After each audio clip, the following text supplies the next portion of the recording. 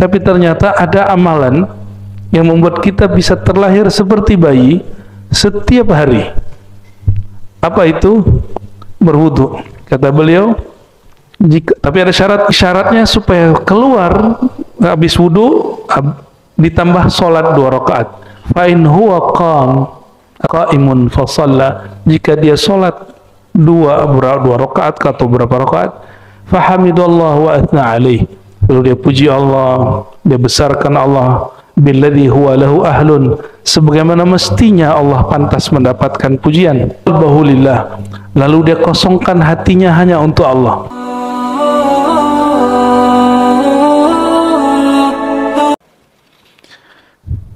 Baik Bapak Ibu, saudara-saudariku yang bukan Allah, sebelumnya kita membahas tentang keutamaan atau keistimewaan umat Nabi Muhammad SAW yang umum, dan itu jumlahnya ada 14. Ya, silakan dilihat kajian-kajian yang lama. Insya Allah sekarang masuk kepada keutamaan khusus. Keutamaan khusus ini banyak, ada puluhan. Nanti kita coba baca pelan-pelan, mulai dari wudu sampai nanti di akhirat bertemu Allah Subhanahu wa ta'ala. Jadi urusan ketemu Allah mulainya wudu dulu. Ya, orang yang tidak berwudu, tidak pernah punya amalan ini, gak akan ketemu Allah Subhanahu wa ta'ala semudah umat Nabi Muhammad sallallahu alaihi wasallam. Ini seri kajian karya-karya dari Abuya Sayyid Muhammad Alawi Al-Maliki. Ada beberapa majelis sebenarnya dulu saya pegang 3 kitab, hanya mengajarkan kitab Abuya Sayyid Muhammad di 3 majelis. Namun karena satu lain hal, kesibukan dan lain sebagainya, yang masih saya pertahankan di sini, ya, karena kiainya, kiai yang nungguin masjidnya, Kiai Abdurrahman, pernah saya kerjain tapi ternyata lolos. Ya, saya batalkan acara tiba-tiba sehari sebelum itu, malamnya datang ke rumah, ya, datang dengan tahu hati saya nggak enak aja gitu. Nah, jadi untuk ngaji kitab seorang wali, kadang-kadang kita mesti uji juga ketulusannya. Ini serius nggak nih buat pengajiannya? Ya. Ternyata beliau serius, maka saya berapapun yang datang kita lanjutkan kajian. Tempat-tempat yang lain bukan karena masalah itu, tapi waktunya sudah nggak memungkinkan. Ya. Masih ada 2 tempat lain yang saya sudah cancel, ya. Dan kami insya Allah serius, sungguh-sungguh hanya mengkaji karya-karya ulama, karena ulama itu pintu memahami Rasulullah SAW. Ya, kenapa nggak langsung saja baca Quran? Ya, Quran itu kalau nggak ulama yang salin nggak nyampe ke kita. Maka untuk membaca Al-Quran mesti baca karya ulama yang berkait dengan Al-Quran. Kenapa nggak langsung saja kepada tafsir? Tafsir itu hanya salah satu makna daripada yang ditulis, yang ditangkap oleh si penafsir saat dia menulis. Padahal pemahaman tafsir itu ada di banyak kitab. Al-Quran itu jika berbicara hukum, ilmu yang lahir dari sana namanya hukum fikih, ilmu fikih. Maka kitab-kitab fikih itu kitab Quran, kitab penjelas Quran. Jika berkaitan dengan ilmu akidah, ilmu-ilmu ketuhanan, kita sebut usuluddin. Nanti ada lagi ayat-ayat yang berkaitan dengan akhlak, etika, atau kemakrifatan, atau cara mensucikan jiwa, disebut dengan tasawuf. Maka ajaran tasawuf, kitab-kitab tasawuf itu juga tafsir terhadap Al-Quran, ya. Jadi kalau anak-anak muda hari ini yang baru hijrah kadang-kadang itu mempertanyakan kami, kok pakai kitab-kitab yang bukan kitab Al-Quran? Justru kitab ini penjelas Al-Quran, ya. Mari kita baca surah Al-Fatihah untuk baginda Nabi Muhammad SAW. Untuk pengarang kitab ini Abu Said Muhammad dan guru-guru kami yang mempunyai sanad kepada beliau. Jadi jarak saya dengan beliau masih berjarak ada 1 orang, ya. Tapi murid-murid beliau masih banyak hari ini di Indonesia, dan Indonesia mempunyai pengikut Abu Said Muhammad terbanyak di dunia, ya. Untuk mereka semua dan untuk diri kita juga, kita bacakan surah Al-Fatihah. A'udzubillahi minasyaitonir rajim. Bismillahirrahmanirrahim. Shiratal mustaqim, shiratal ladzina an'amta 'alaihim ghairil maghdubi 'alaihim.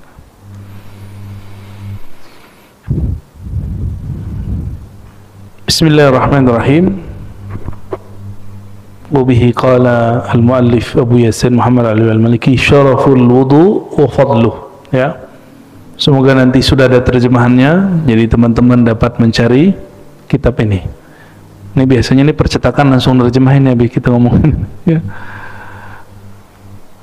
Syaraful wudu, kemuliaan wudu dan keutamaannya. Jadi beliau berbicara bukan dari sisi fikih, tapi kelebihan umat ini, umat Nabi Muhammad SAW dibandingkan umat terdahulu, dimulai dari yang kecil, yaitu wudu.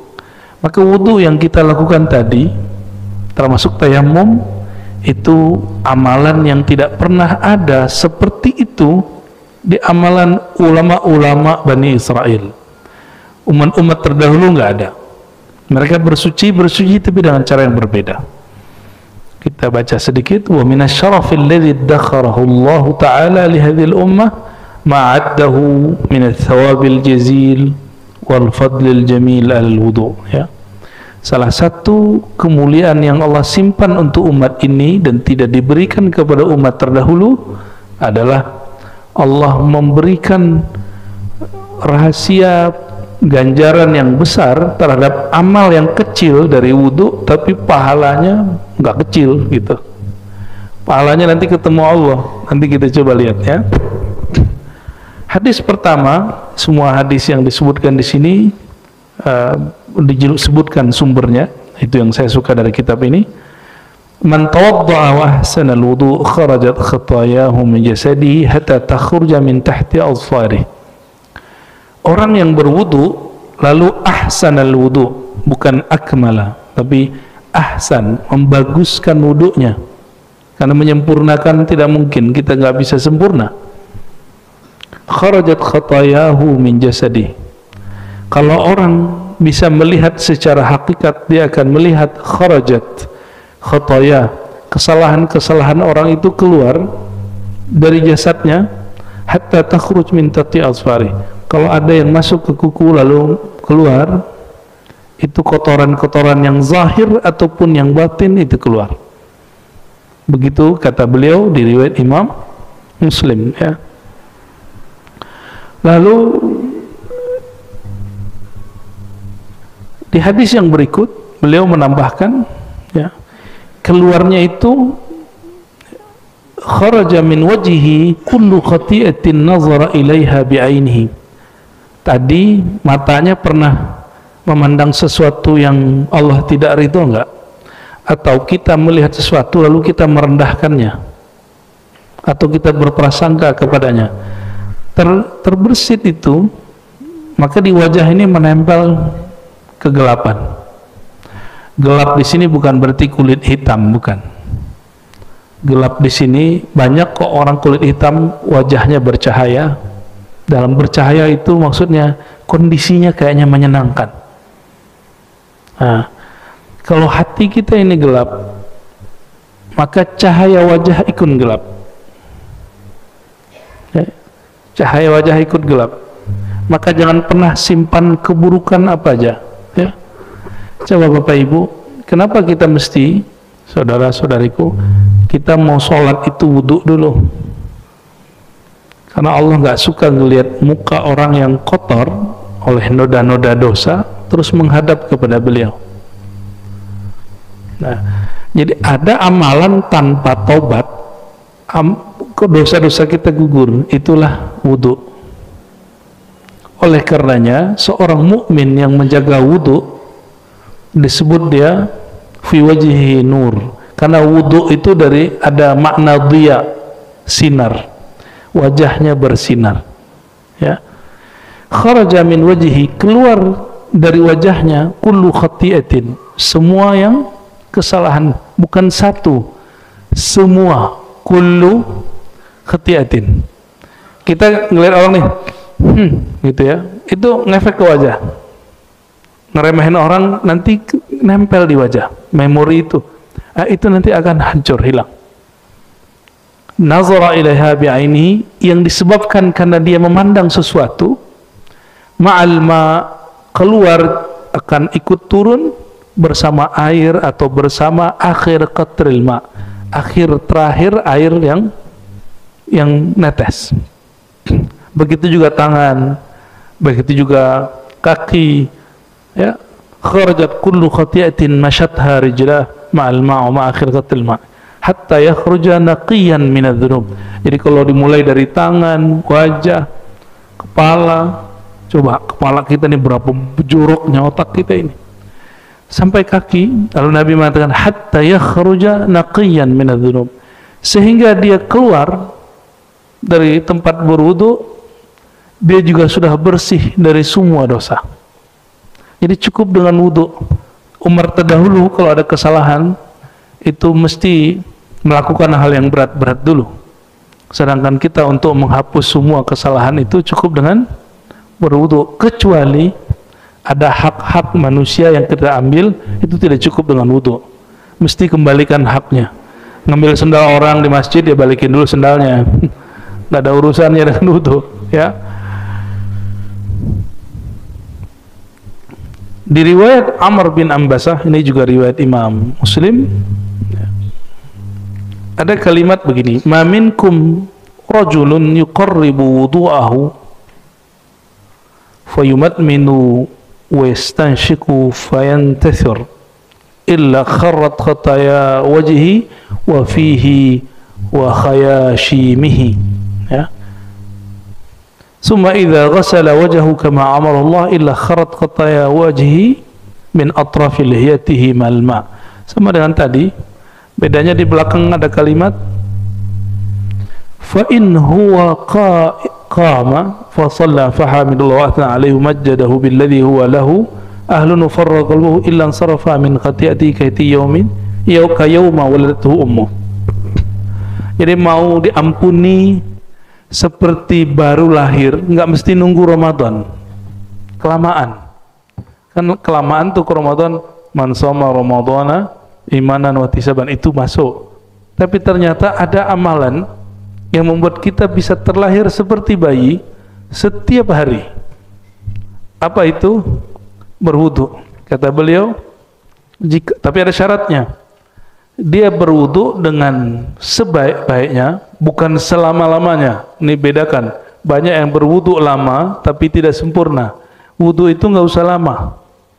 Wudu itu airnya nggak usah keluar banyak-banyak, karena yang buang-buang air itu anak-anak atau setan, dua aja, ya. Airnya kenceng terus wudunya lama, naik-naik ke atas udah basah separuh, itu anak-anak yang begitu, ya. Atau yang kedua, temannya syaitan, innal mubadzirina kanu ikhwanas, ya. Orang mubazir itu teman setan, air mubazir teman setan. Teman-teman kita di Eropa itu kaget melihat orang Indonesia Jumatan airnya itu gede-gede gitu keluarnya. Nah, itu jangan sampai terjadi. Ini kebetulan negeri kita banyak air. Coba kalau nggak banyak air, dikit pengeluarin. Nabi mengatakan sallallahu alaihi wasallam, iqtasid wal kunta fi nahrin jarin. Hendaklah kamu berhemat meskipun di air yang mengalir, di sungai. Nahrin artinya sungai, sungai yang mengalir. Jadi jangan boros-boros. Ya biasa aja. Sedikit. Saya kalau wudu saya keluarin sedikit. Ya. Coba nanti praktek habis ini wudu, keluarinnya sedikit. Jadi syaratnya supaya keluar habis wudu ditambah sholat 2 rakaat. Fa in huwa qam atau qaimun fa shalla, jika dia sholat 2 rakaat atau berapa rakaat, fa hamidallah wa athna alaih, lalu dia puji Allah, dia besarkan Allah, billadzi huwa lahu ahlun, sebagaimana mestinya Allah pantas mendapatkan pujian. Wa farraga qalbahu lillah, lalu dia kosongkan hatinya hanya untuk Allah. Jadi kalau ada ajaran agama yang mengatakan kosongkan pikiran, nah itu separuh jalan sudah. Tapi mesti ditambah, kosongkan hatimu dari selain Allah, berarti diisinya cuma dengan nama Allah. Jangan kosong-kosong amat, nanti ada ngisi.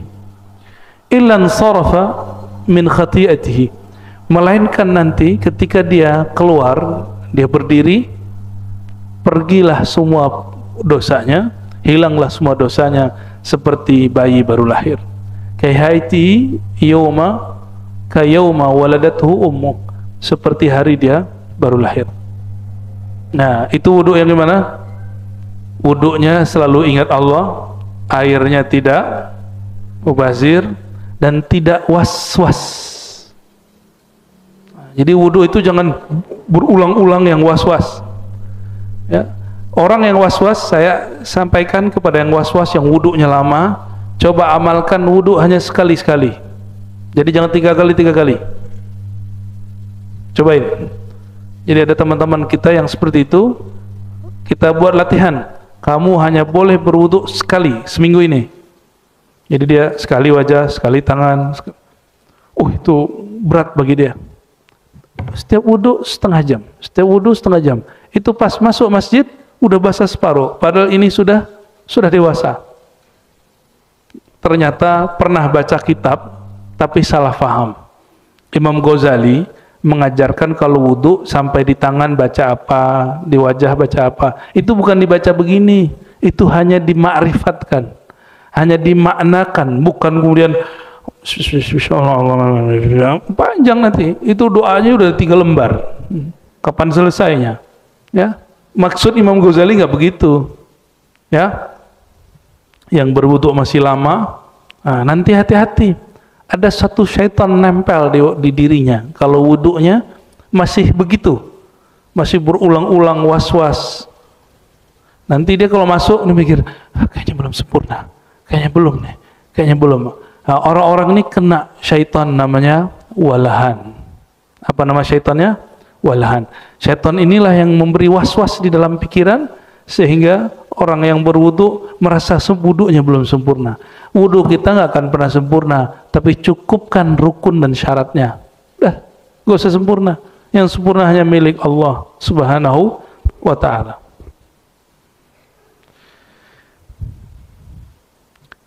Di negeri kita sepertinya tidak terlalu berat wudu subuh, ya. Benar ya? Tapi di Turki atau di negeri-negeri subtropis, di Eropa, di India di musim dingin, di Cina, termasuk di semua wilayah Arab musim dingin, itu wudu, bayangkan lagi 2 derajat, 3 derajat, 4 derajat, gimana perasaannya wudu? Ya, dinginnya luar biasa. Tapi ternyata kalau mau jadi wali Allah, salah satunya al-wudu alal makarih. Ya, annal wudu alal makarih yarfa'ud darajat. Wudu di saat kita nggak senang karena dingin, itu bisa mengangkat derajat. Ini yang disebut darajatul walayah, derajat kewalian. Ya. Ada satu riwayat hadisnya masyhur, dari hadis inilah nama pusat kajian saya sebut namanya Ribak. Nah, di ujung hadisnya ada. Sayyidina Abu Hurairah mengatakan, Nabi SAW bersabda, "Ala adullukum ala ma yamhullahu bihil khataya wa yarfa' bihid darajat." Maukah kamu aku ajarkan sesuatu amalan yang ringan, ya, tetapi Allah menghapus dengannya semua kesalahan-kesalahan dan mengangkat banyak derajat, bukan 1 derajat. Ya. Qalu, mereka bertanya, "Bala ya Rasulullah." Qal isbaghul wudu alal makarih. Isbagh itu artinya memaksimalkan wudu meskipun sedang musim dingin atau sedang badan kurang fit. Ya. Ada nggak orang mati karena wudhu? Nggak ada kan? Yang ada seger. Ya. Cuma karena orang Indonesia ini wudhunya mesti basah, padahal wudhu begini cukup, Pak. Nabi itu kalau dulu wudhu itu ada yang megangin. Jadi ada sahabat yang megangin, terus ada yang nampung di bawah. Cukup segini, nggak nyampe. Dapat wajah, dapat tangan, ya, tangan dapat sampai ke kepala, sampai kaki.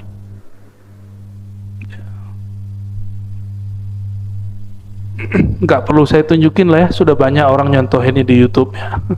Cara berwudu dengan satu gayung gitu banyak. Kalau ada orang ngomongin nggak enak, itu nafsu. Dia berwudu dengan nafsunya, bukan berwudu dengan kalbunya. Dan di hadis Nabi, hadis Imam Tirmizi dikatakan, la wudu'a liman lam yadhkur ismallahi alaih. Tidak sempurna wudu seseorang jika dia wudu tidak ingat kepada Allah Subhanahu wa ta'ala. Lalu yang pertama tadi apa? Memaksimalkan, membaguskan wudu meskipun kita lagi nggak senang kena air. Nah, ibu-ibu nih, mohon maaf, paling males kalau malam-malam tuh mandi wajib, ya nggak? Coba tanya bapak-bapaknya, kayaknya benar deh ya. Kalau yang jomblo belum paham tuh ya. Padahal sudah ada air hangat, ya, mandi wajib, hampir sama lah kira-kira. Wa kasratul khuta ilal masajid. Langkah yang banyak ke masjid. Masajid bukan satu masjid, ke masjid-masjid. Ya, maka saya kalau jalan, Bapak Ibu, niat saya pergi ke masjid. Saya kalau keluar rumah, biasanya niatnya mau pergi ke masjid. Hatta misalnya saya mau ke gunung nih, mau hiking, tapi niat saya mau ke masjid. Ntar di sana kalau ada apa, kita buat musola kecil kayak, atau kita numpang sholat di surau, di langgar, gitu. Ya. Ada sebuah hadis, wa ju'ilat liyal ardu masajida. Allah jadikan bagiku hamparan bumi sebagai masjid-masjid. Coba sekarang kalau keluar rumah, niatnya apa? Ke masjid. Sempat nggak maksiat ntar? Nggak sempat mikir malah. Ya. Wantizarus shalah ba'da shalah. Amalan ini yang jarang hari ini diamalkan orang, kecuali diisi dengan sesuatu. Harus ada asbabnya, kajian kah atau apakah gitu. Intizarus shalah, menunggu sholat setelah sholat. Habis maghrib nunggu isya. Kalau nggak ada pengajian pasti bubar. Untung ada pengajian. Coba lakukan nunggu sholat isya tapi tidak ada pengajian, bisa nggak? Di masjid, wiridan, baca Quran kah? Bosan Quran tuh nggak pantas ngomong. Cukup kita katakan lagi kurang nyambung dengan bacaan Quran, sholat 2 rakaat. Mulai capek sholat 2 rakaat, zikir. Gitu. Makanya ada zikir kolbu, ada zikir hati, ada wirid asas, ada ratibul attas, ratibul haddad, ada hizib. Itu sebenarnya pilihan-pilihan menu supaya kita mau duduk. Saya pernah berkunjung di salah satu negeri di Eropa, itu orang-orang ngumpul hanya di rumah-rumah kecil, lalu zikir 4 jam dan nggak kepikiran buang air sama sekali, nggak kepikiran mau keluar sama sekali. 4 jam, mulai dari jam 6 sampai jam 10, karena di sana jam 6 tuh baru habis asar, jam 10 itu masih terang, 10 malam tuh masih terang, baru kemudian maghrib dan kami berbuka. Jam 6, jam 10, berapa jam? Nggak pindah-pindah. Mereka baca Yasin 3 kali, baca Al-Kahfi sekali, baca Ar-Rahman, Al-Mulk, lalu zikir ini 1000, ini 1000, terus gak berhenti-berhenti, sholawat sekian ribu, 4 jam, dan gak ada yang batal wudhu sama sekali. Ya, kalau orang Indonesia nggak tahu deh ya, Udah lihat jam, lama bener di zikirnya. Lalu kita menemukan di dalam kitab Syekh Abdul Rauf As-Singkili, ya, Syekh Abdul Rauf ini ulama Aceh yang lama di Madinah. Beliau di risalah zikirnya menyanjurkan murid-murid kalau ba'da maghrib itu jangan pulang dulu, disuruhnya sholat 3 rakaat, tiga kali salam, 2 rakaat, lalu disebutkan zikir-zikirnya sampai selesai, sampai datang waktu isya. Ketika saya cek ini thariqatnya apa, ternyata thariqatnya Syatariyah dan Qadiriyah, ya. Jadi mereka ngamalin itu. Pengamal ini sampai hari ini itu cuma secara istiqomah orang-orang yang berthariqah sufi. Itu sebabnya syaitan nggak suka sama sufi. Itu sebabnya syaitan merasuk kepada ustadz yang tidak berzikir lalu membid'ahkan para sufi, ya, menganggap sekap sesat para sufi, karena itu musuh dia. Jadi memusuhi ahli zikir, kita curiga jangan-jangan dia kerasukan syaitan, ya, hati-hati. Ya, mantum tuh syaitan nggak suka, karena duduk di majelis nangis dia sekarang di luar. Syaitan tuh nangis, cuma kita nggak lihat aja. Ya, coba kalau lihat pasti doyan ngaji, doyan zikir. Ya. Untung kita nggak lihat, ya. Lalu Sayyidina Nabi SAW mengatakan, fadzalikumur ribat, fadzalikumur ribat. Itulah yang disebut ribat. Ribat itu artinya ikatan. Akhirnya oleh ulama di tanah Hijaz, di Saudi sekarang, dulu namanya Hijaz, dan di Yaman, tempat zikir itu, tempat nunggu orang lagi zikir lama-lama disebut ribat. Tapi dalam lahjah dialek orang Mekah dan Yaman disebut rubat. Ya, disebut apa? Rubat, ya. Saya selama menunggu musim haji kemarin, kita berkeliling ke rubat-rubat Mekah. Jadi masih ada di sana orang-orang yang dari dari asar nunggu sampai maghrib, dari maghrib nunggu isya, itu zikir semua. Kalau nggak zikir ngaji, kalau nggak ngaji zikir, udah gitu aja. Masih ada, ya. Dan zikir tarekat orang Mekah, cuma udah nggak di Masjidil Haram. Kalau dulu langsung depan Masjidil Haram, ini di Jabal Abi Kubais namanya. Wa min dzalik anna syahadata ba'da al-wudu sababu dukhulil jannah. Tidak hanya itu, salah satu kemuliaan umat Nabi Muhammad SAW setelah dilepas semua keburukan-keburukannya, dinaikin derajatnya,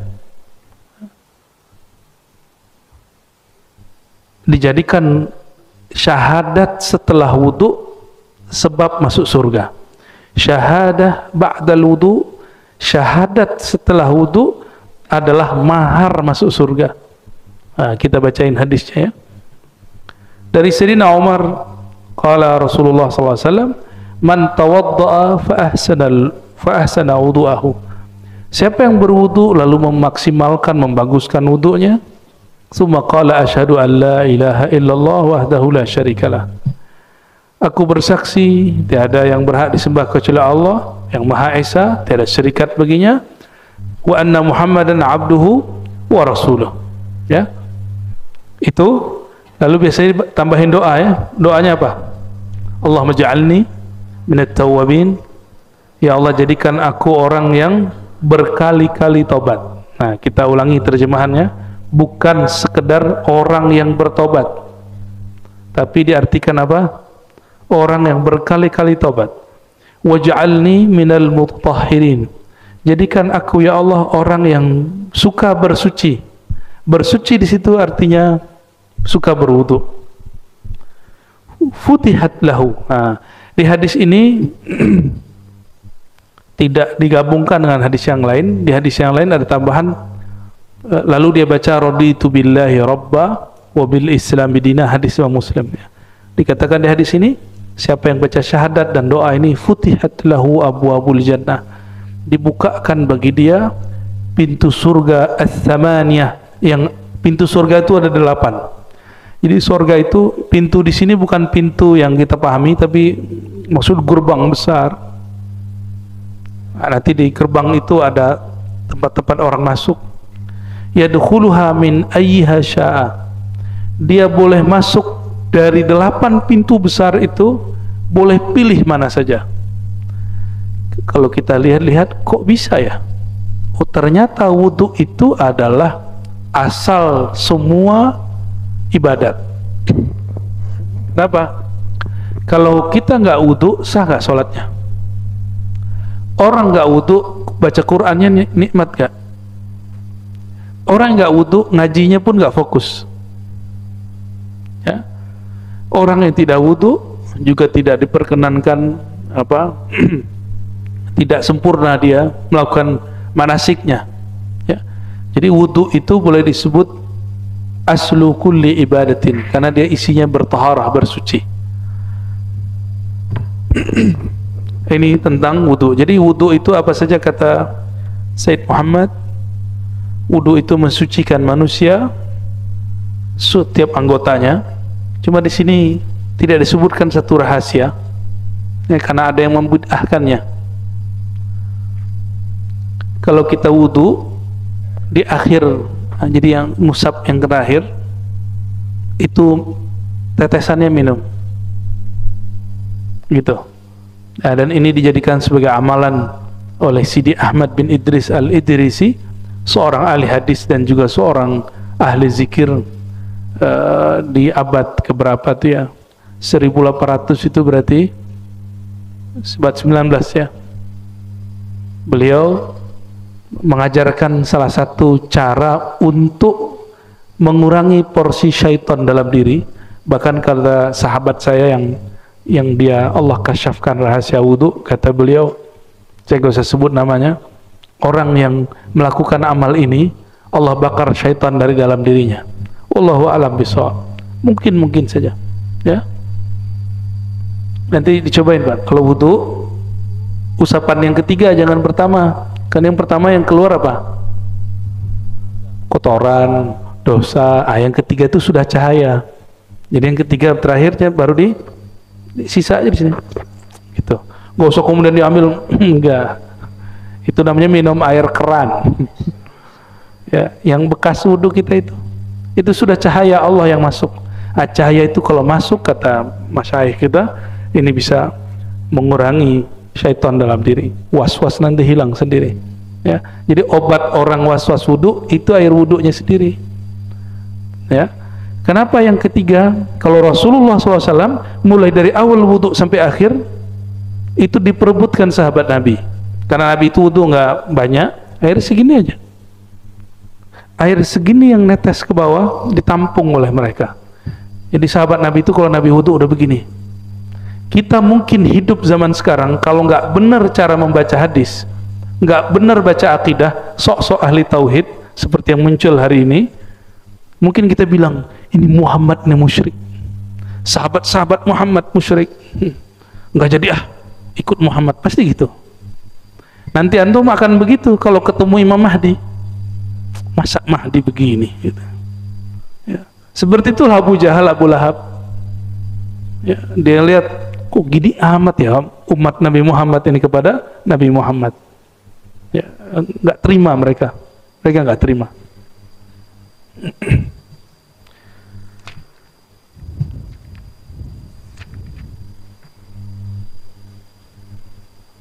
Itu barangkali tentang wudhu ya. Kita lanjut atau pertanyaan? Lanjut. Oke. Fadlul adhan wa syaraful muadzinin. Salah satu keutamaan umat Nabi Muhammad SAW secara khusus, kalau yang kemarin yang umum ada pada azan, ini belum masuk sholat nih, ada pada azan dan muazzinnya, azan dan muazzinnya. Wa min syarafil ummah al-muhammadiyah anna Allah khtassaha bil adhan. Azan itu bahasa Arab, itu artinya pemberitahuan. Satu akar kata dengan uzun, telinga. Azan itu memberitahukan ke telinga orang. Kalau ke telinga pakai suara atau pakai merem? Pakai suara, ya. Maka azan nggak bisa pakai batin. Saya azan batin nggak bisa. Mesti azannya pakai suara. Maka dulu ada sahabat, ya, namanya Abdullah bin Zaid, mimpi tata cara azan. Jadi Nabi itu nggak mau ngajarin azan langsung, tapi Nabi ingin cek sahabat-sahabatnya dapat ilham nggak. Jadi sahabat-sahabat itu dilibatkan di dalam cara untuk beribadah sosial, karena sholat azan itu ibadah sosial. Maka diberilah dua sahabat mimpi ketemu malaikat dan diajarkan cara azan. Dalam hadis Imam Abu Daud disebutkan dalam babul kitabul azan bahwa ada malaikat mengajari Abdullah bin Zaid cara azan, lalu disetor ke Nabi. Jadi tiap pagi mereka setor mimpi ke Rasulullah SAW. Jadi sahabat itu pengalaman rohani disetor ke Nabi. Coba mana ada majelis begitu hari ini? Majelis hari ini setor ke ustadz apa? Paling jelek-jelekin orang. Oh ya, itu amalannya gitu. Sibuk sama amalan orang aja. Nggak ada yang sibuk dengan perkembangan rohaninya. Ya, kalau orang dulu di zaman sahabat Nabi, mereka beramal, disuruh Nabi beramal, itu nggak hanya sholat, tapi juga ada koneksi batin. Dilatih berkoneksi batinnya dengan Allah, dengan malaikat, dengan arwah-arwah yang suci. Ada caranya, dan itu bukan syirik, itu ajaran baginda Rasulullah SAW. Makanya Nabi itu doyan ke kubur malam-malam lagi. Coba antum bayangin kalau ada ustadz hari ini ngajak ke kuburan malam-malam, gimana? Berani gak? Pasti orang bilang itu ustadz kuburiyun. Ente berani nggak ngomong gitu ke Rasulullah SAW? Ya, Rasulullah itu malam-malam Sayyidah Aisyah tidur, keluar dari rumah, kan deket, jalan sedikit beberapa ratus meter udah nyampe di Baqi. Lalu Nabi kemudian seperti berdialog dengan ahli kubur. Nabi suka begitu. Nah, itu disebut dengan berkoneksi dengan kubur. Maka Nabi mengeluarkan satu kalimat, zurul qubur fa innaha tudzakkirul maut. Ziarahilah kubur karena dia bisa memutus cinta kamu dari dunia, yaitu mengingat kematian. Orang semakin dia cinta dunia, semakin gelap cahaya wajahnya. Oh, dia sudah belajar zikir sekian ribu tahun, itu iblis. Iblis 18.000 tahun dia belajar zikir, latihan zikir, gelap wajahnya. Sampai hari ini wajah iblis itu gelap, padahal sudah pernah berzikir 18.000 tahun. Maka jangan andalkan wirid-wirid kita. Yang kita andalkan adalah ma'rifat kepada Allah, ma'rifat kepada Sayyidina Nabi SAW. Dan ma'rifat itu kalau nambah pasti tambah merendah, bukan tambah meninggi. Ya, bukan merendah tapi meninggi.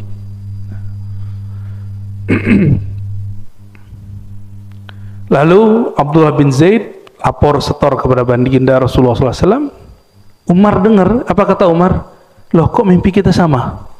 Kok pengalaman rohani kita sama? Anaknya Umar, namanya Abdullah bin Umar radhiyallahu taala anhum ajmain, itu melihat sahabat-sahabat hampir setiap pagi setor mimpi malaikat, ketemu malaikat. Jadi sahabat-sahabat itu interaksi dengan malaikatnya sering sekali. Horor nggak begitu, Pak? Atau mau? Ntar dituduh halu lagi sama orang ya. Tapi kalau ingin rohaninya naik, ada ilmunya itu. Ada ilmunya semua. Karena nanti Dajjal itu bisa menguasai alam. Dia bisa dialog dengan pohon-pohon, bayangin coba. Dia bisa menundukkan angin, menundukkan hujan, menundukkan cuaca. Dia kok bilang mati, pohon mati pohonnya. Nah, kalau kita nggak mengerti ilmu ini, seperti sahabat-sahabat dulu mengerti, cuma latihan panah, latihan berenang, latihan kuda, ya nggak bisa. Karena hari ini kalau orang persiapan akhir zaman, mohon maaf, semangat ada, cuma mau semangatnya dialihkan untuk apa? Disalurkan untuk apa? Ternyata hanya kepada latihan fisik. Padahal Dajjal itu urusan disebut Dajjal karena dia mengecoh bagian batin, bukan fisik. Kita jaga kesehatan dengan berkuda, memanah, ya, berenang, tapi bukan itu targetnya. Targetnya melatih batin sebenarnya. Sahabat Nabi, sahabat Umar, Abdullah bin Umar ngomong gini, ya Allah, semua sahabat-sahabat Rasulullah sudah setor mimpi, setor pengalaman batin ketemu malaikat. Aku kapan ketemu malaikat? Ya. Lalu dia berdoa, malam itu tertidur melihat dua malaikat. Lain dengan Sayyidina Abdullah bin Abbas, dia tidak mimpi, dia lihat Sayyidina Jibril turun 2 kali. Nggak tahu apakah itu dalam bentuk penjelmaan atau asli. Nah, azan ini adalah mimpi sahabat Nabi Abdullah bin Zaid diajari malaikat. Lalu Nabi ikrar, disebut takrir, hadis takrir. Hadis takrir, pengalaman sahabat atau amal sahabat atau ijtihad pemahaman sahabat yang lalu diakuisisi Rasulullah, dibenarkan Rasulullah dan mengatakan itu benar, divalidasi oleh beliau dan mengatakan ini sahih, maka dijadikan bagian dari ajaran Rasulullah SAW. Salah satunya azan, ya. Apa kelebihan azan? Annal muadzin yashhad lahu kullu ma yasma' sautahu bil azan. Ini yang menarik. Abdullah bin Zaid ini walaupun dia mimpi azan, tapi tidak disuruh jadi muadzin karena dulu nggak ada mikrofon nggak ada. Yang dipanggil siapa yang jadi muadzin? Bilal, yang tidak ada satupun orang menyangka dia bakal jadi muadzin. Orang hitam legam itu kalau kayak gini baru kelihatan pas dia senyum, gigi itu baru kelihatan dia. Bilal bin Rabah. Nah, akhirnya ini orang malah menjadi orang penting. Bayangin coba, kulit hitam penting. Begitu Rasulullah membuat siasat, nggak mesti orang yang dapat pengalaman itu dia yang beramal. Yang beramal siapa? Bilal. Kata Nabi SAW, fa innahu arfa' sautan wa anda. Hadis Imam Abu Daud. Orang ini, si Bilal ini suaranya lebih kenceng, nggak perlu pakai mikrofon dan lebih merdu. Kalau Abdullah bin Zaid azan yang dengar cuma 10 meter ke belakang, ke depan, terus suaranya bikin telinga kita cepat mau jauh-jauh gitu. Ada tuh orang azan dan kita nggak kuat dengernya, cepet-cepetlah beres gitu ya. Ya, waktu saya dulu nyantri itu ada beberapa orang kalau azan itu pesantren getar Pak, karena suara dia getar, Allahu Akbar Allah, tapi nggak ada lagi yang azan, yang suara-suaranya bagus, pada gengsi semua azan. Ya sudah, orang begitu azan. Nah, orang yang muazzin ini enaknya sekarang ada mic, yashhad lahu kullu ma yasma' sautahu bil azan. Benda apa saja, makhluk apa saja yang dengar suara dia itu akan menjadi saksi nanti di akhirat untuk keringanan dia dan keselamatan di akhirat. Jadi Bapak Ibu ini hati-hati sama muazzin, ya. Maka muazzin yang tidak bertarif itu muazzin yang bisa kasih syafaat nanti. Tapi kalau muazzin ngambek, nah minta, saya pengen digaji. Beda kalau masjid ingin ngasih tapi tidak sebagai gaji, ya. Ada tuh merbot masjid ngambek masalah gaji, banyak Pak. Padahal jadi merbot masjid, ente jadi waliullah, ya nggak usah mikirin masalah itu, nanti ada aja rezeki, ya. Orang kalau sudah ngurus masjid, yang perhatian sama dia bukan hanya manusia, Allah perhatian sama dia karena dia bersihin masjid. Dalilnya apa? Seorang perempuan hitam legam juga, udah tua, udah berapa hari nggak dilihat Rasulullah SAW di masjid. Hadis Sahih Bukhari dan hadis Muslim. Nabi tanya, mana nih orang mak-mak tua yang biasa bersih-bersih masjid? Lalu para sahabat mengatakan, wahai Rasulullah, beberapa hari yang lalu meninggal, lalu kami kubur. Meninggalnya kapan? Malam hari langsung kami kubur, saking orang ini nggak penting menurut para sahabat. Lalu Nabi keluar mengatakan, daluni ala qabriha, tunjukkan aku kuburnya di mana. Sahabat bingung, kok sepenting apa orang ini? Lalu Nabi sholat qadha, namanya qadha jenazah. Jadi sholat jenazah itu nggak mesti di masjid, bisa di rumah, bisa udah dikubur lalu kita sholat, kan nggak pakai ruku, maka boleh sholat qada jenazah di kubur. Tapi kalau ada ruku baru makruh sholat di kubur, ya. Maka Nabi sholat di kubur, sholat jenazah qadaan. Dan beliau mengajarkan kepada sahabat bahwa kalau ada orang ngurusin masjid, mungkin kamu nggak perhatikan dia, tapi kekasih Allah, orang nomor satu di alam semesta, perhatiin dia. Berarti orang penting itu bukan? Cuma fisiknya jelek, tapi batinnya indah. Ya, untuk apa badan bagus tapi nggak mau memperhatikan masjid Allah? Ya. Dulu masjid itu tidak hanya tempat sholat, tapi tempat ngaji. Begini, ya, pesantren itu sebenarnya masjid semua itu tempat. Cuma pesantren kan sudah enak, sudah berbayar. Ya. Kalau masjid nggak ada orang yang memperhatikan, ya nggak jalan. Ya. Maka mohon, ya, berbaiklah kepada muazin, pada imam-imam, ya, supaya imam-imam dan muazin itu nggak perlu riya. Ya, nggak perlu mensudes-sudeskan suaranya supaya orang cari perhatian dia, ya. Cukup dia berkhidmat. Suara orang yang tulus itu suaranya indah. Ya. Lalu Nabi SAW bersabda dalam hadis Abu Sa'id riwayat Imam Bukhari, mungkin ini saja yang kita baca untuk bab azan. La yasma' mada sautil muadzin jinnun wala insun wala syai'. Tidaklah mendengar mada, ya, sejauh mana suara muazzin itu sampai, tidaklah sampai suara itu kepada jin. Oh, jin bisa dengar, ya, apalagi ins, manusia, ataupun syai', benda yang kita anggap benda mati. Illa yashhad lahu yaumal qiyamah, kecuali semuanya menjadi saksi dia pada hari kiamat. Semua orang ngomong, wahai Rasulullah, itu orang dulu ngajak kami sholat tapi kami nggak datang.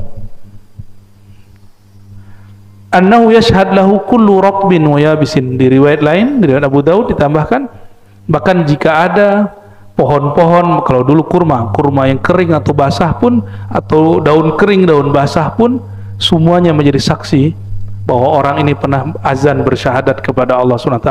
Dan itu nanti di akhirat yang mahal itu, siapakah saksi kita kalau kita bersyahadat? Jadi ada orang yang saksinya adalah dirinya sendiri, maka Allah minta kamu cari persaksian, siapa yang menyaksikan kamu dulu bersyahadat. Lalu ada yang kayak muazin, semua benda. Tapi ahli tauhid yang level tinggi nanti dia jawab, ya Allah, saksiku bersyahadat adalah engkau sendiri. Syahidallahu annahu la ilaha illa huwa wal malaikatu wa ulul ilm qa'iman bil qisti la ilaha illa huwal azizul hakim, ya. Berdasarkan ini maka disebutkan di ujung hadis, ya, lau ya'lamun nas ma fid nida. Ini kekhususan umat Nabi Muhammad SAW. Seandainya orang tahu rahasia azan, wasafil awal, dan saf pertama, summa lam yajidu, lalu mereka nggak dapat. Jadi mereka mau azan tapi udah ada yang azan, mau dapat saf pertama tapi sudah ada yang duduk. Illas ayastahimu lastahamu alaih. Kalau boleh mereka pasang saham dulu sebelumnya, gitu, untuk bisa duduk di bayar dulu. Mereka mau bayar, begitu. Oleh karena itu Bapak Ibu yang dimuliakan Allah, atau boleh diartikan yastahimu itu undinya, diundi. Salah satu kelebihan umat ini yang tidak ada pada umat yang lain adalah azan, ya. Bahkan azan ini rahasianya banyak. Kalau ada orang diganggu oleh makhluk-makhluk gak jelas yang gak tampak, kita gak punya ilmunya, azanin telinga dia. Jika benar itu jahat, pasti pergi. Tapi kalau itu penyakit jiwa, bawa aja ke rumah sakit, nggak akan berubah-ubah.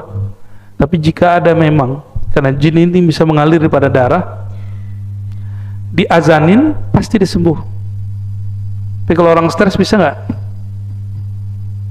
Ya, jadi ada orang kesurupan karena stres, ada kesurupan karena gangguan makhluk halus.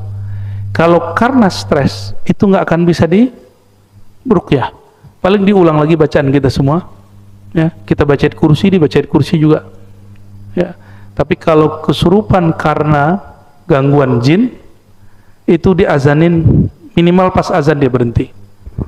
Nah, namun pengalaman kami melihat orang kesurupan kebanyakan karena stres, kebanyakan ya. Wallahu a'lam bishawab. Semoga ini diberkahi Allah SWT. Ada pertanyaan? Apa cukup? Cukup ya?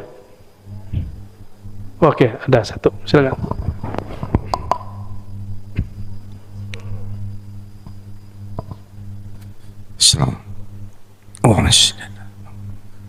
Assalamualaikum warahmatullahi wabarakatuh.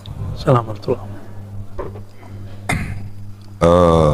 Saya hanya mendengar cerita tarikh Buya, bahwa suatu saat Sayyidina Ali Zainal Abidin bin Husain ketika sedang melaksanakan toharoh wudu, kemudian ada orang lain melihat, kemudian menanyakan, wahai putra Rasulullah, saya sering memperhatikan Anda ketika berwudu. Ada dua yang aku sering perhatikan ketika Anda mengambil wudu, satu menangis, satu lagi bergetar. Kemudian apa yang terjadi sebetulnya wahai putra Rasulullah? Kata Sayyidina Ali Zainal Abidin bin Husain, dia jawab, wahai fulan, kepada siapa sebentar lagi aku menghadap? Yang ingin saya tanyakan, Buya, sampai sebegitunya rahasia wudu di hadapan orang-orang yang makomnya mungkin sudah sampai kepada ma'rifat Allah. Saya kira itu pertanyaannya, Bu ya. Terima kasih. Assalamualaikum warahmatullahi wabarakatuh. Assalamualaikum. Ada yang disebut dengan makom dan hal. Makom itu pencapaian rohani karena latihan-latihan. Hal bahasa Arab, bukan hal bahasa Indonesia. Hal itu anugerah pemberian Allah sebagai bentuk kemurahan Allah Subhanahu wa taala. Walaupun orang ini nggak beramal, itu namanya hal. Sedangkan Sayyidina Ali Zainal Abidin tadi, cucu Sayyidina Ali, beliau mengalami hal namanya. Halul buka wal khauf. Rahasia. Jadi beliau ketika wudu itu ada rasa terharu, ada rasa takut kepada Allah SWT, mau ketemu Allah. Tapi ada keadaan lain, yaitu asyauq ilallah, rindu. Orang kalau rindu nangis gak? Ibu-ibu ini kalau rindu nangis. Kalau bapak-bapak ini kalau ngerindu ngelindur. Kalau nggak ngerokok gak jelas gitu ya. Tapi kebanyakan orang yang berhati lembut, jika dia rindu dia nangis. Disebut halus syauq ilallah. Orang ini rindu ketemu Allah. Berarti orang ini makom sholatnya sudah makom ihsan. Sholatnya betul-betul ketemu dengan Allah. Dan itu nggak bisa dibuat-buat, mesti dilatih. Dimulai dari latihan tobat, lalu latihan zikir. Nanti akan diberi rasa itu. Alhamdulillah kami sering juga mengalami hal itu, ya. Tapi nggak sesering dulu, ya. Kalau sekarang halnya lain lagi. Kalau dulu saya mau wudu, mau sholat itu sama. Jadi itu bukan amalan orang dulu. Hal ini anugerah yang Allah berikan ke siapapun dan di masa apapun. Karena mau ketemu sang kekasih. Jadi bagi orang-orang yang sudah kenal Allah, Allah itu bukan tukang ancam. Allah itu yang dirasakan adalah zat yang maha pengasih, penyayang, zat yang maha memperhatikan, zat yang maha baik sekali. Sehingga kerinduan, cinta kepada dia itu nggak tertahankan sama sekali. Itu sebabnya baginda Nabi SAW kalau sholatnya lama, dan itu sholatnya terisak-isak. Orang nangis gitu. Secara fikih, ulama fikih kan lucu. Ulama fikih ini nggak semua dapat rasa ini. Ngeluarin hukum bab mengenai bahwa seishak tidak membatalkan sholat. Nah, ini lucunya ahli fikih sebagian. Kayak gitu nggak usah dikeluarin hukumnya. Ya, tapi saya baca kitab fikih bagi saya lucu. Ya, ini bukan untuk dihukumkan. Ini bab tentang rohani. Ya, mungkin ada orang ketawa kan batal Pak sholatnya. Kalau senyum enggak? Kenapa? Ada orang senyum lagi sholat yang dia lihat alam lain. Itu.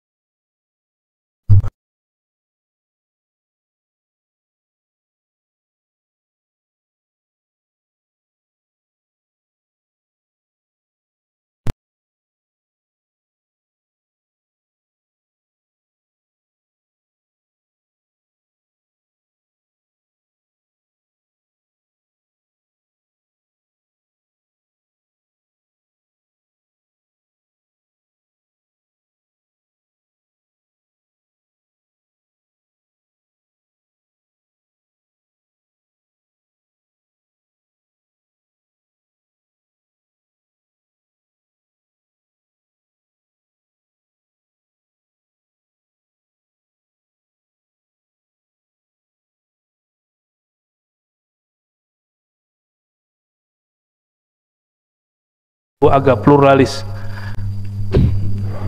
Anaknya namanya Muhammad Maksum, itu ngamalin sunnah Pak. Ngamalin sunnah itu mulai dari bangun tidur sampai tidur lagi. Tidurnya pun menyesuaikan diri dengan sunnah.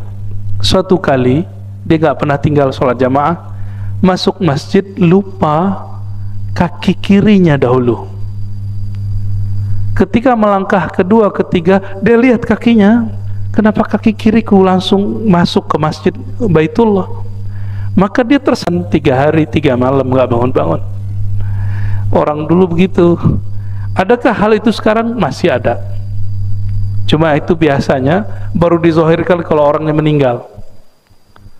Maulana Muhammad Maksum baru dikisahkan itu setelah dia wafat. Wafat baru ditulis manaqibnya. Ya.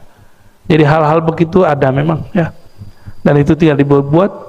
Mereka memang ahli ma'rifatullah, kenal kepada Allah. Kenal kepada Allah bukan masalah jumlah sholatnya banyak, tapi memang kolbunya, ruhnya mengetahui sifat-sifat Allah subhanahu wa ta'ala. Barangkali itu Bapak Ibu, udah jam 9 ya, kami mohon izin. Semoga kajian ini Allah berkahi. Bapak Ibu yang hadir ikut mendapatkan kemuliaan yang ditulis di dalam kitab ini. Amin ya rabbal alamin. Kita tutup dengan kafar majlis. Subhanakallahumma wa bihamdika asyhadu an la ilaha illa anta astaghfiruka wa atubu ilaik. Wa sallallahu ala sayyidina Muhammad. Assalamualaikum warahmatullahi wabarakatuh. Memberikan penjelasan tentang puasa itu apa? Kalau puasa orang awam itu puasa makan minum itu biasa. Ada lagi puasa orang punya hajat. Contoh, pengen dapat rezeki, puasa. Pernah begitu nggak? Pengen dapat kerjaan, puasa. Pernah begitu? Ingin beli mobil, beli rumah, puasa dulu, wiridan. Ini puasanya bukan karena Allah, tapi karena menginginkan sesuatu. Nah, puasa yang disebutkan oleh Imam Ghazali itu ada puasa fisik, ada puasa jiwa, yang ketiga baru puasa ruhani. Coba diulangi. Yang pertama puasa fisik, makan minum enggak, hubungan badan enggak. Saya kalau lagi puasa ada makanan di rumah, itu makanan halal, nggak dimakan. Kenapa nggak dimakan meskipun halal? Bukan barang najis, bukan barang curian. Karena dalam diri ini ada niat ingin berpuasa. Niat itulah yang Allah pandang. Jadi Allah itu nggak pernah mandang fisik seseorang, yang dipandang cuma kalbunya. Nah, orang yang berpuasa itu merasa dipandang, dilirik oleh Allah Subhanahu wa taala, sehingga meskipun tidak ada siapapun di rumah, tidak akan ada yang berani makan dan minum sendiri. Benar nggak? Ya, benar ya. Itu hebatnya niat. Itu hebatnya niat. Maka niat itu langsung berhubungan dengan Allah. Kenapa? Imam Abu Ishaq Asy-Syirazi punya kitab Al-Muhazzab mengatakan niat itu fil qalb. Niat itu di kolbu. Kolbu itu dekatnya dengan Allah seperti dekatnya tangan saya. Dekat gak dengan ini? Dekat gak? Begini Allah menggenggam kolbu. Dekat gak? Ini anggap kolbu Allah genggam, mau dilempar, mau dibolak-balik. Sedekat itulah kolbu dengan Allah yang membolak-balik kolbu. Jika seseorang berbicara di dalam kolbunya, dia sebenarnya sedang didengarkan Allah Subhanahu wa ta'ala. Maka hati-hati, jangan sering-sering main hati, ya. Nanti kalau didengar Allah gawat, ya. Bisa tanggung jawab ntar. Baik. Ini baru puasa orang awam. Puasa zahir. Puasa zahir kalau sudah niat, niatnya itu membuat dia tidak akan makan dan minum. Dia kuat untuk berlapar-lapar, dan itu cukup. Cuma sayang sekali, puasa ini cuma menahan lapar dan minum, atau menahan hasrat seksual. Ada tingkatan kedua, puasa nafsiyah. Apa istilahnya? Puasa jiwa, puasa ego. Inilah yang disebutkan dalam hadis Imam Al-Bukhari. Nabi SAW mengatakan, "Idza kana yaumu shaumi ahadikum," jika pada hari kamu berpuasa, lalu ada orang qatalahu ahadun aw syatamahu, ada orang ngajak dia tengkar, atau syatamahu, atau ngajak dia mencaci maki dia, ngadu domba dia, menghina dia. Sekarang paling mudah nggak menghina orang? Cukup pakai jari, nggak usah pakai mulut. Bener? Lewat sosial media, hari ini sangat mudah sekali untuk mengadu domba orang, mencaci maki orang. Hati-hati teman-teman, apapun yang kita tulis di sosial media akan bergulir kemana-mana. Tanggung jawabnya berat. Lebih berat dari zaman-zaman sebelumnya. Zaman sebelumnya orang kalau berkalam paling-paling gosipnya cuma di sekitar dia. Tapi sekarang jika antum menulis di sosial media atau berkalam di sosial media, itu bisa diliput dari mana saja. Puasa nafsiyah ini, kata Nabi, jika engkau diajak orang bertengkar atau dicaci maki seseorang, falyakul inni shaim, katakan aku sedang menahan egoku. Jadi shaim, siam, diartikan menahan ego. Ego apakah itu? Ego marah. Kita sebagai manusia normal, kalau diajak tengkar sama orang, mau nggak? Tengkar. Dibentak orang, balas bentak nggak? Dibel orang, balas ngebel nggak? Disalib orang, balas nyalip nggak? Sama. Itu manusia biasa. Dicaci maki orang, balas mencaci. Diadu domba orang, emosi. Sekarang antum hidup di dunia yang sangat-sangat cepat sekali, di mana-mana orang bisa mengakses kabar apapun. Tiba-tiba ada orang mencaci maki kita, ada orang memfitnah kita, ada orang mengadu domba kita. Mau balas nggak? Siapa yang balas berarti dia telah gagal puasa nafsiyah. disebut orang sesat. Kalau saya udah puas disebut orang sesat, ya. Kalau dulu yang bilang saya sesat kelompok ekstrim, sekarang saya sama Asu aja bilang saya sesat, ya. Lebih canggih lagi, sesama Ahlus Sunnah.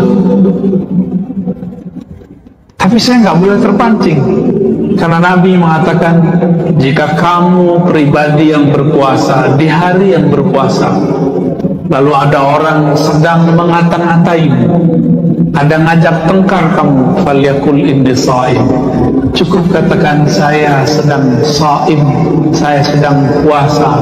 Puasa apakah itu? Puasa nafsiyah.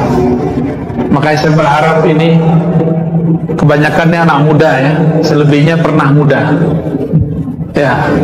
Pak Hashim baru malam tadi ke Gunung Salak, ya, ketemu saya, ketemu lagi. Kapan tidurnya, Pak?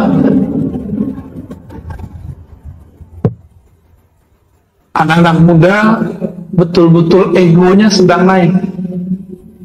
Bisa nggak antum lebih tua dari fisik, lebih dewasa dari tubuh biologis? Kalau itu terjadi, itulah Ramadan yang perlu kutemui, ya. Itu target Ramadan kita.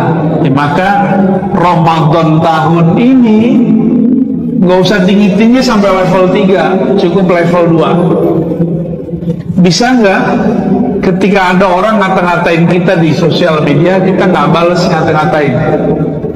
Ada yang bisa? Insya Allah, ya.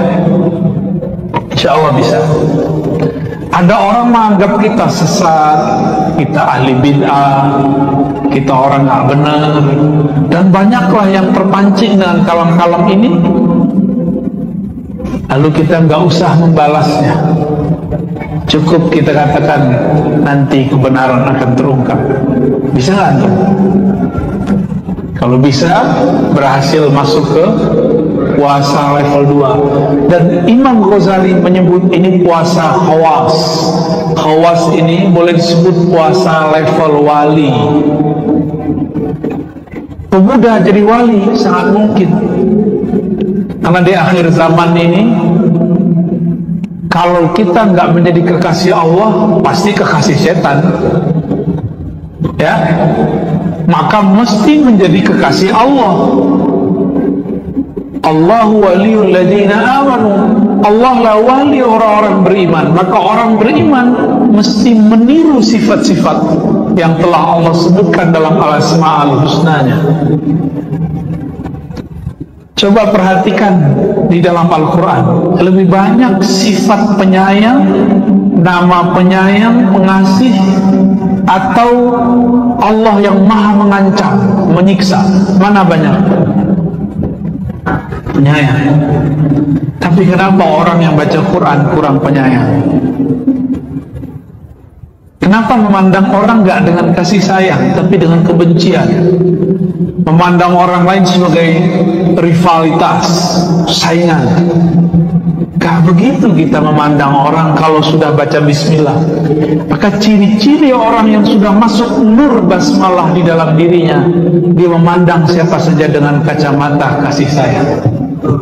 Inilah yang kami terima dari guru-guru hadis kami dari dulu, dari guru-guru ahli zikir dari dulu. Irhamu man fil ard, sayangi makhluk di bumi, yang di langit pasti sayang engkau. Maka orang-orang yang mencoba mengadu domba kita pun harus sayang kepada mereka. Kasihan, kasihan orang begitu, dia sedang menyiksa nafsiyahnya. Dia akan gelisah. Kegelisahan itu adalah azab di dunia. Jadi azab di dunia tidak hanya penyakit, tidak hanya bencana. Azab di dunia itu kegelisahan yang luar biasa. Inilah yang terjadi pada orang-orang yang melawan kata hatinya, mengikuti nafsiyahnya. Jadi jangan nunggu bulan Ramadan, ya. Jangan nunggu bulan Ramadan.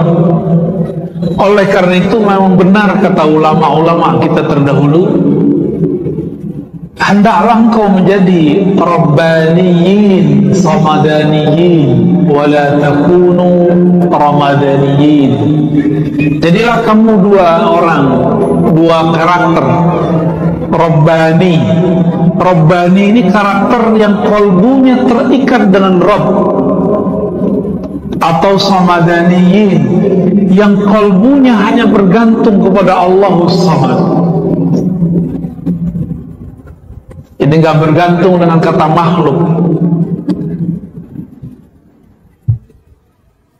Problemnya hari ini, nafsiyah kita sering mendengarkan kata-kata orang, akhirnya kurang mendengarkan kata-kata kolbu. Kalau sering mempuasakan nafsiyah, maka kolbu akan hidup. Itulah yang Nabi ajarkan, istafti kolbak, latihlah dirimu minta fatwa ke dalam kolbu. Kita sering minta fatwa ke YouTube, bener ya? Siapakah Ar-Razi, gitu kan? Cari gitu ya, Ar-Razi sesat, gitu ya. Antum nanyanya ke YouTube sih ya, ke Google. Coba nanya ke dalam kolbu.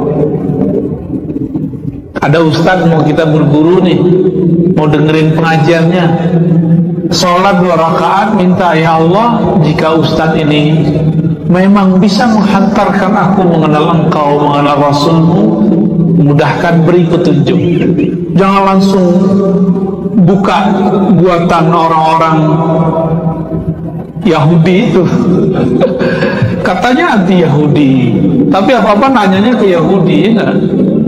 Bener ya? Saya nggak pernah benci Yahudi. Saya cuma benci orang-orang kafir dari kalangan Yahudi. Beda kan itu? Ya? Saya nggak pernah benci Israel. Saya hanya benci Zionis-Zionis yang zalim di kalangan Israel. Karena Israel itu nama Nabi Yakub. Kalau benci sama Israel, benci sama Nabi Yakub, rusak iman kita. Kita benci kepada kelompok-kelompok zalim. Musuh kita adalah orang-orang zalim. Musuh kita bukan ras, bukan bangsa, bukan satu negara. Musuh kita adalah syaitan yang bersenyawa dengan tubuh manusia. Ya, karena Nabi mengatakan inna syaitan yajri majrad dam. Syaitan itu mengalir di setiap pembuluh darah. Maka jangan heran ada orang manusia zahirnya, di dalamnya yang mengalir syaitan. Ini lebih berbahaya dari kesurupan. Kesurupan tinggal tepok-tepok dikit, bacain ayat, selesai, bisa sadar. Tapi kalau sudah mengalir dalam darah, itu diruqyah 1000 kali juga nggak bisa. Nggak bisa. Ya, ini puasa nafsiyah. Puasa apa? Nafsiyah. Bagaimana praktek puasa nafsiyah? Prakteknya dimulai dari mempuasakan fisik, lalu karakter, emosi. Jadi harus dua-duanya. Mata nih senang ngeliatin yang bening-bening, yang cantik-cantik, yang gagah-gagah. Bener nggak? Normal nggak? Normal. Tapi coba dilawan.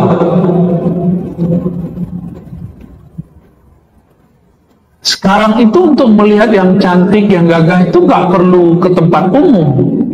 Cukup dengan benda kecil yang namanya smartphone.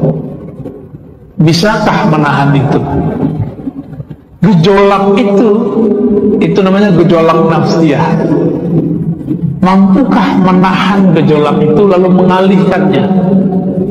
Maka yang kecanduan nonton-nonton film-film yang gak jelas itu, atau saking jelasnya, itu harus punya, gak langsung di-cut.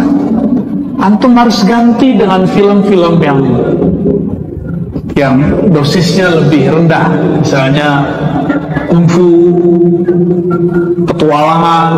Harus ada gantinya. Kalau nggak ada gantinya bisa stres.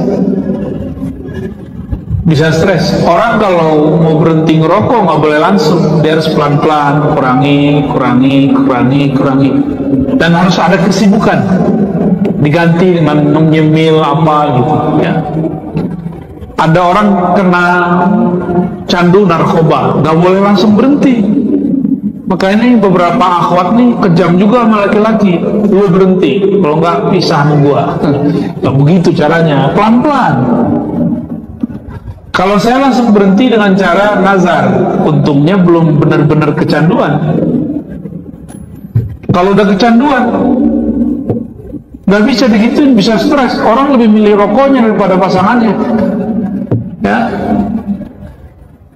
Jadi ketika ada keinginan yang di luar kemurnian kolbu, ini dilawan.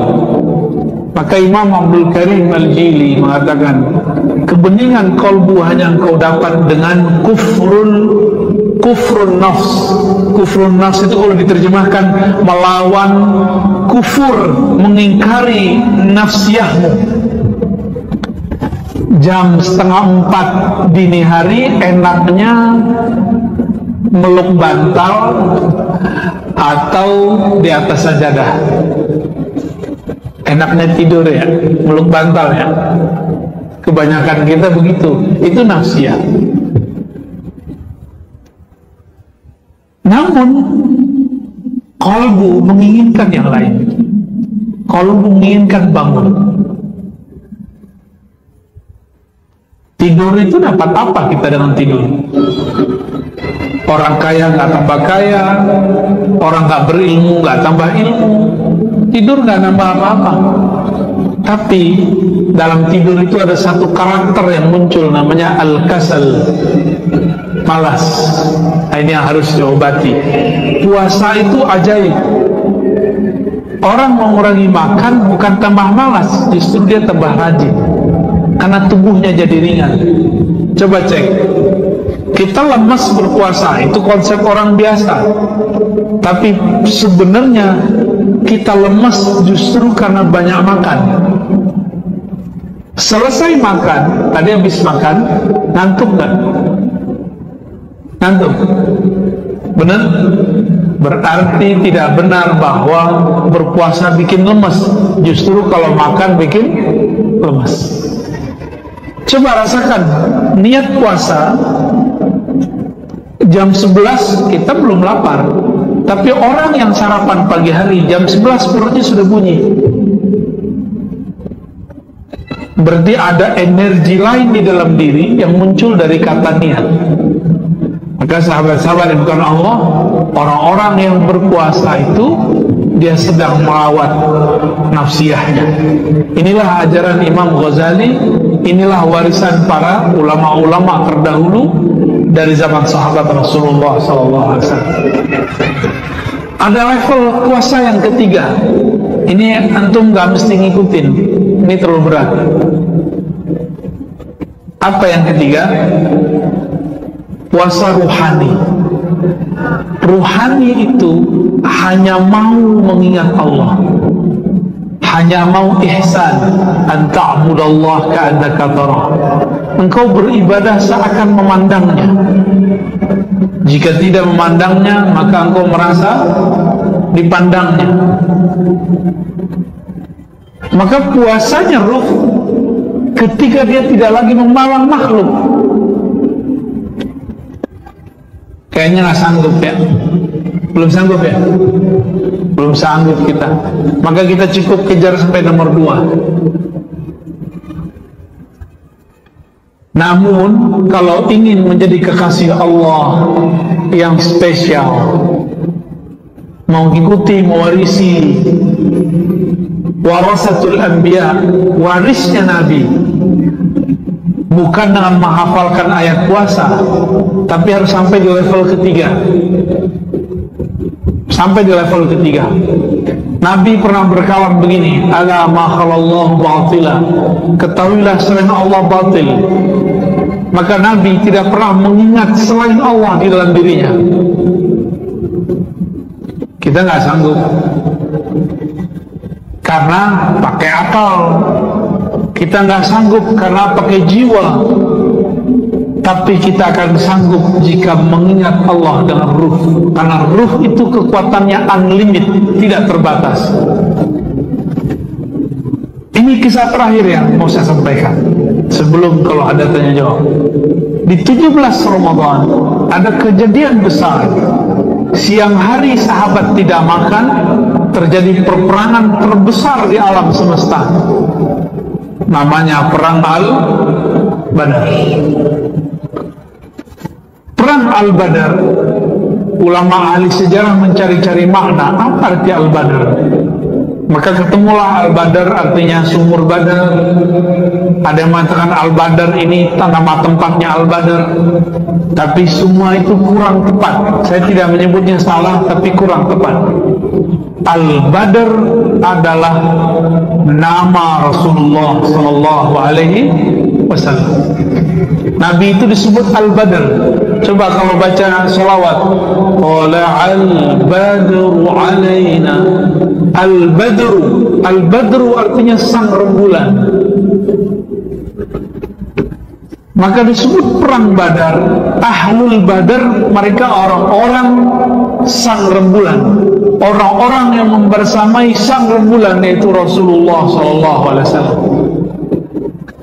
Ahlul Badar ini jumlahnya cuma 313 melawan ribuan orang. Secara nafsiyah takut nggak dengar begitu? 313 lawan ribuan orang, takut nggak? Melawan rasa takut ini mainnya di dalam ruh. Di akhir zaman jangan berharap para pejuang-pejuang murni itu banyak.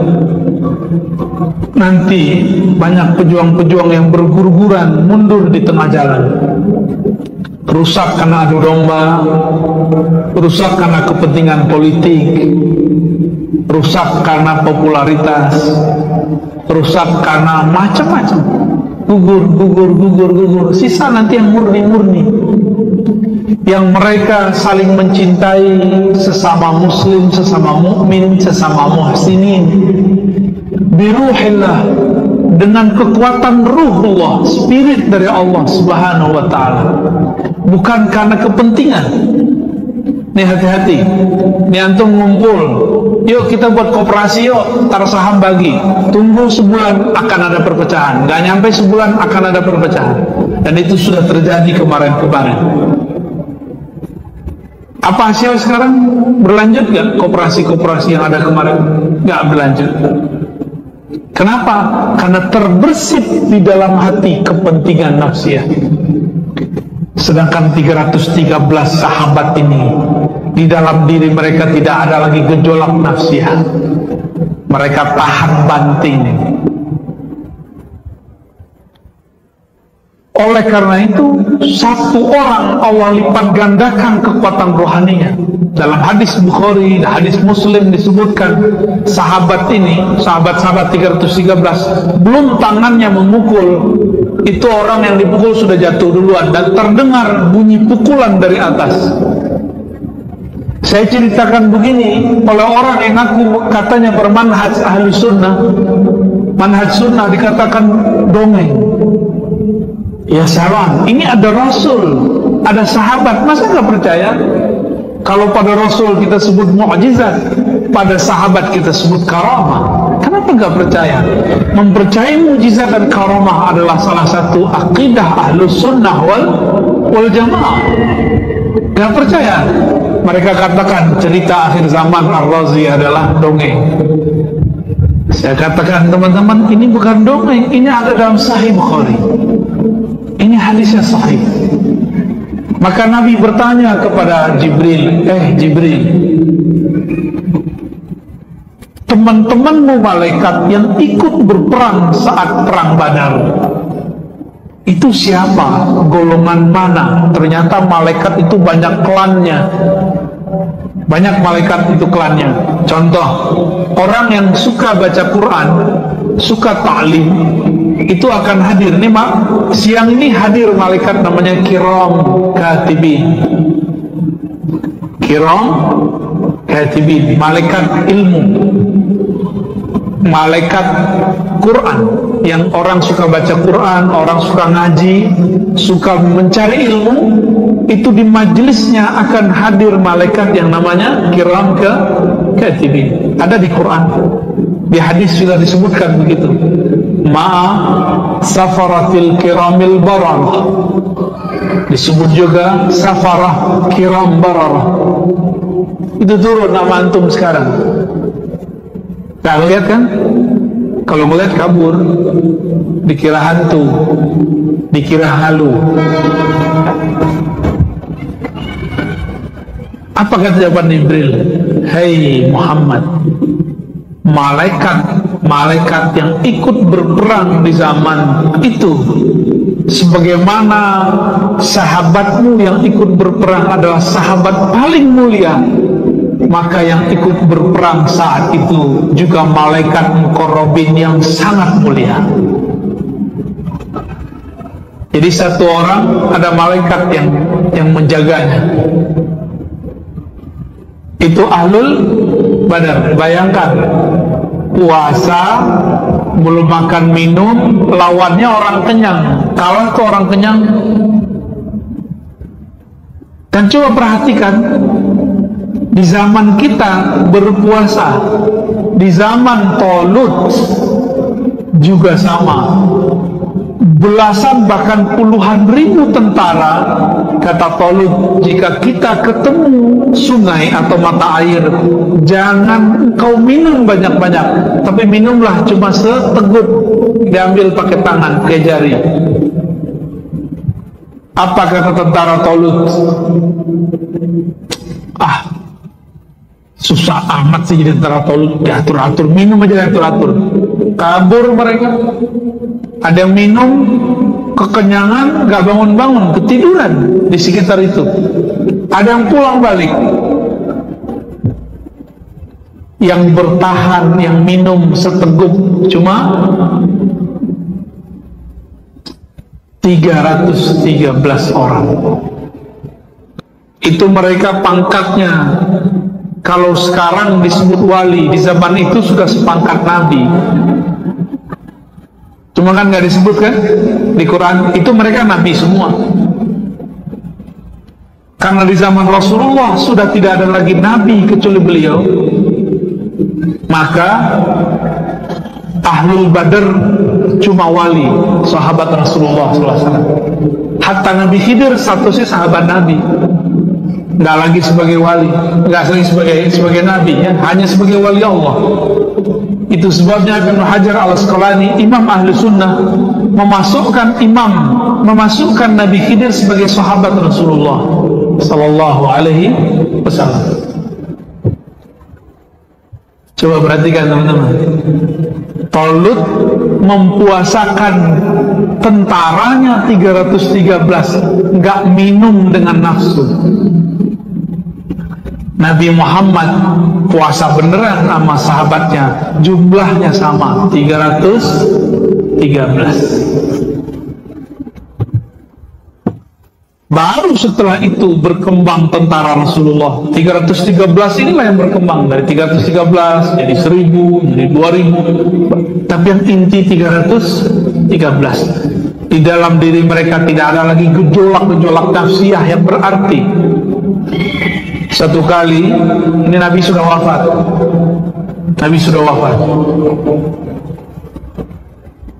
Ada Nuaiman. Masih ingat kisah Nuaiman? Biasanya Habib Ali Al-Kaf ceritanya bagus sekali tentang Nuaiman. Itu peminum.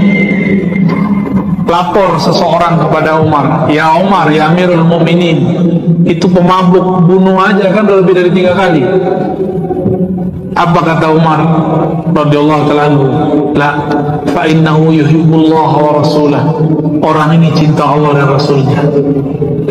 Orang ini cinta Allah dan Rasulnya.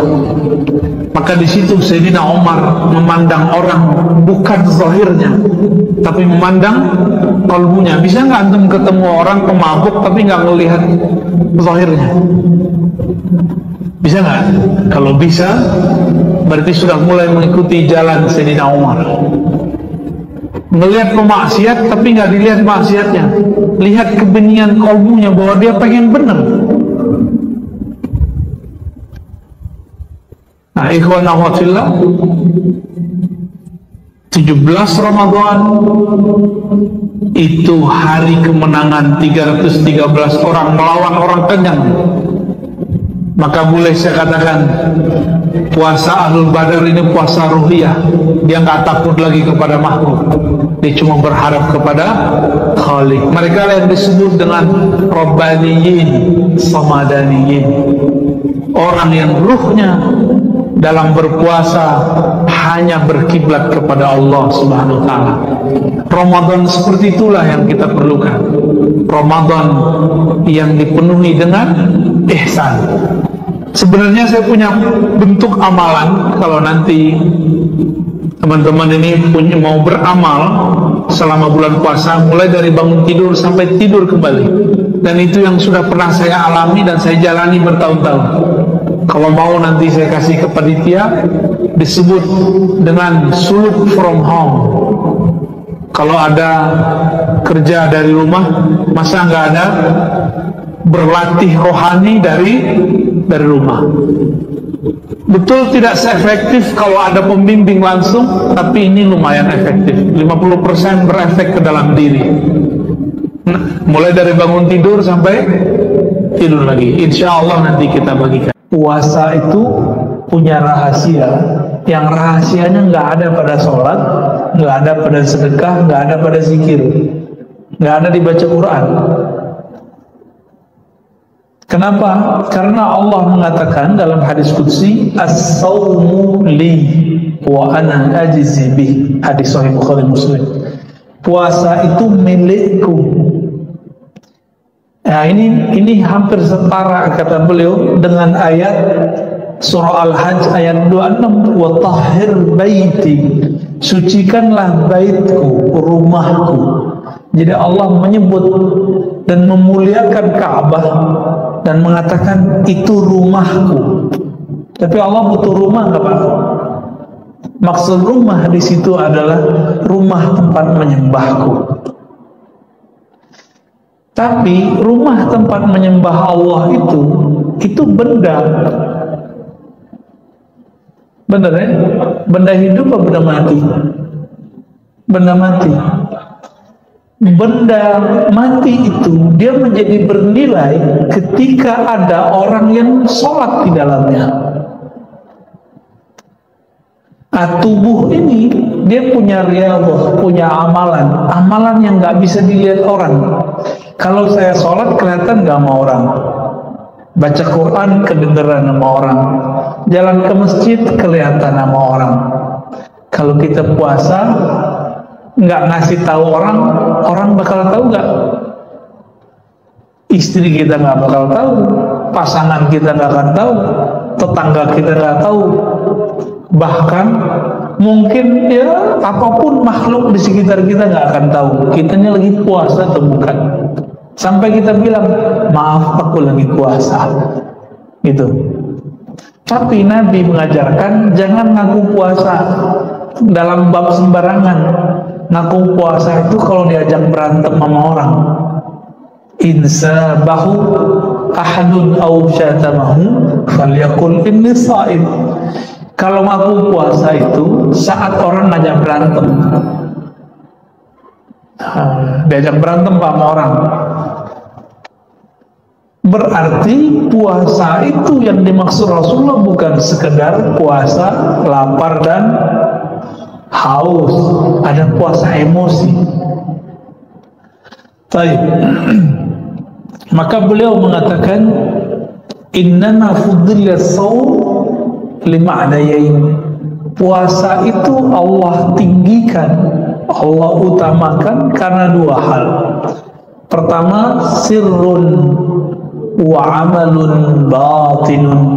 Puasa itu amal sir, amal yang rahasia. Orang nggak tahu kalau nggak dikasih tahu. Wa amalun batinun, itu amal batin. Maka orang-orang yang ingin mengolah batinnya, dia harus puasa. Kenapa orang Islam hari ini kurang tajam, kurang peka kolbunya? Karena jarang puasa.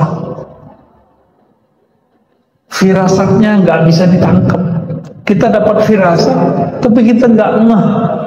Ini bener nggak nih? Ya. Kenapa? Karena kurang puasa. Di luar sana ada orang gak bersyariat, bahkan gak beragama, tapi dia rajin tirakat puasa. Kadang lebih tajam daripada kiai. Pernah lihat? Pernah dengar?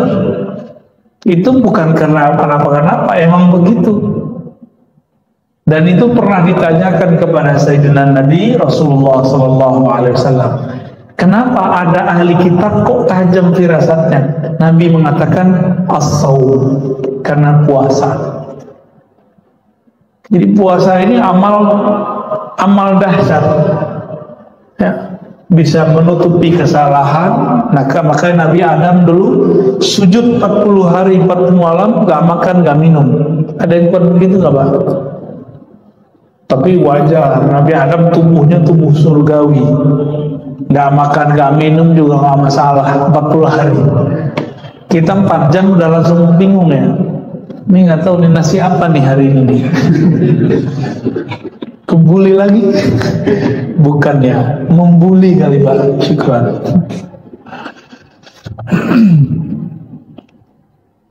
La yarawul khalqu wa la yadkhuluhu riya. Tidak ada makhluk yang melihatnya sehingga riya tidak mempunyai tempat pada puasa. Kalau sholat masih bisa riya kan? Masih Pak. Coba aja cek sendiri. Kalau rukunya, sujudnya lebih lama di masjid, di rumah ngebut, itu ciri-ciri riya. Ciri-ciri riya harus dibenahin tuh. Tapi kalau sujudnya di rumah, sujudnya di sini sama panjangnya, insya Allah ini udah mulai stabil. Riyanya bisa dihalau.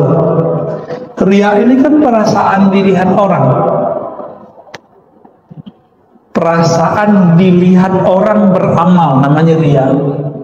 Kalau sombong, perasaan dilihat orang punya ilmu, punya harta. Nah, sombong orang punya harta itu gak lebih parah. Yang parah itu orang kalau merasa punya ilmu. Ini gawat Pak.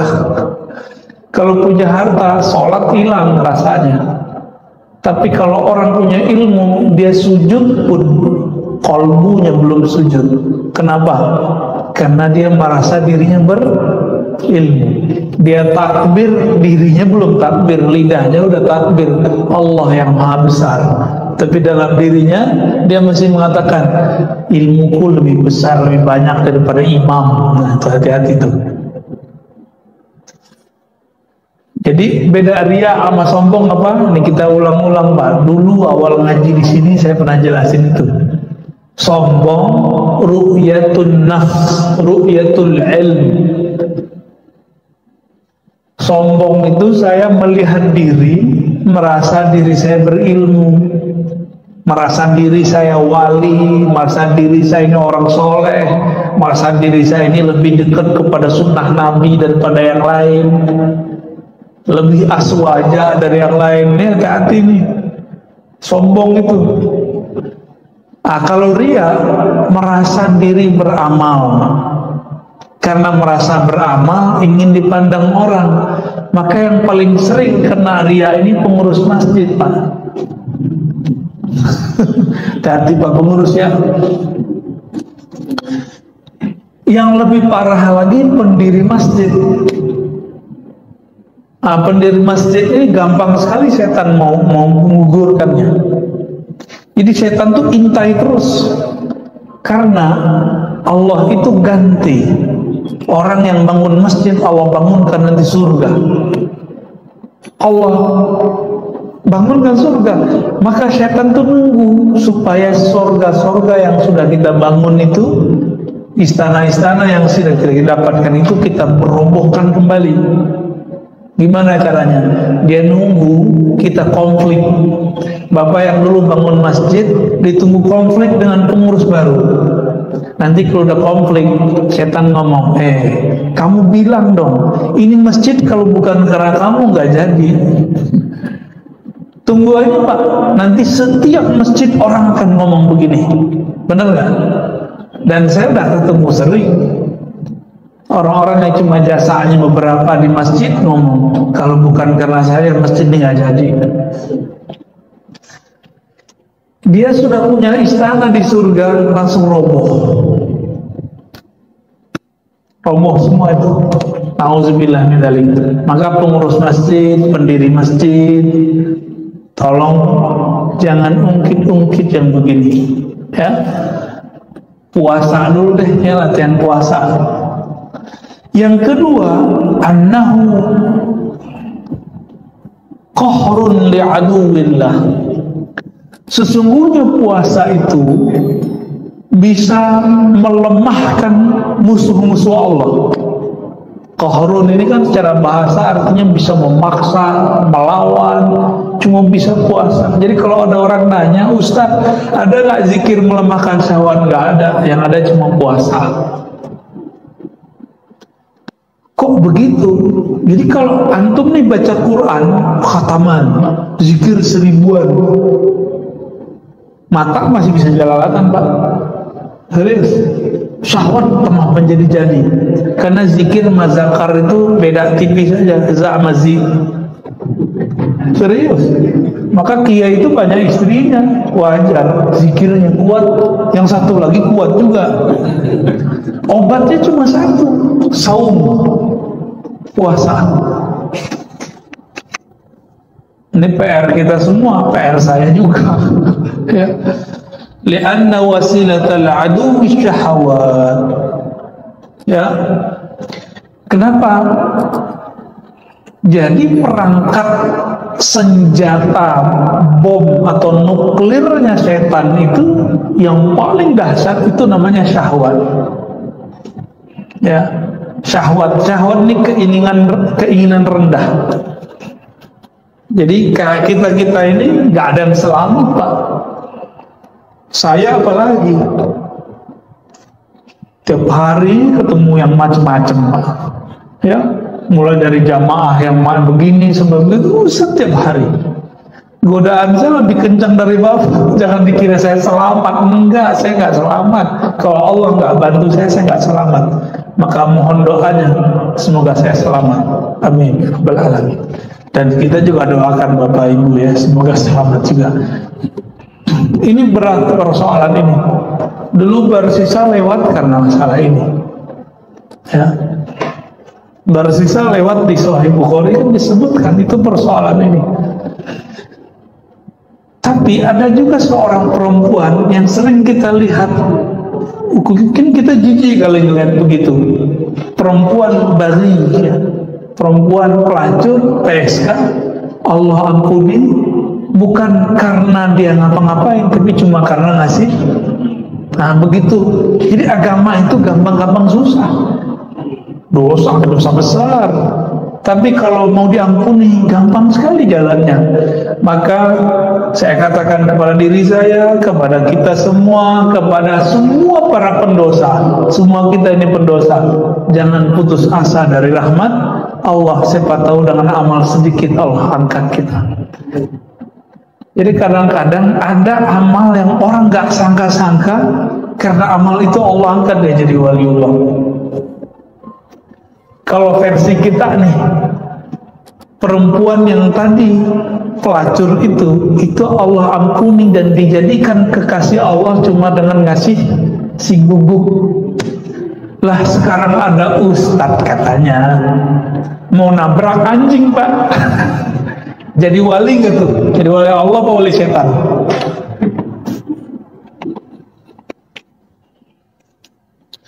Innama tuqawwi syahawat bil akli atau tuqwa syahawat bil akli wasyurb.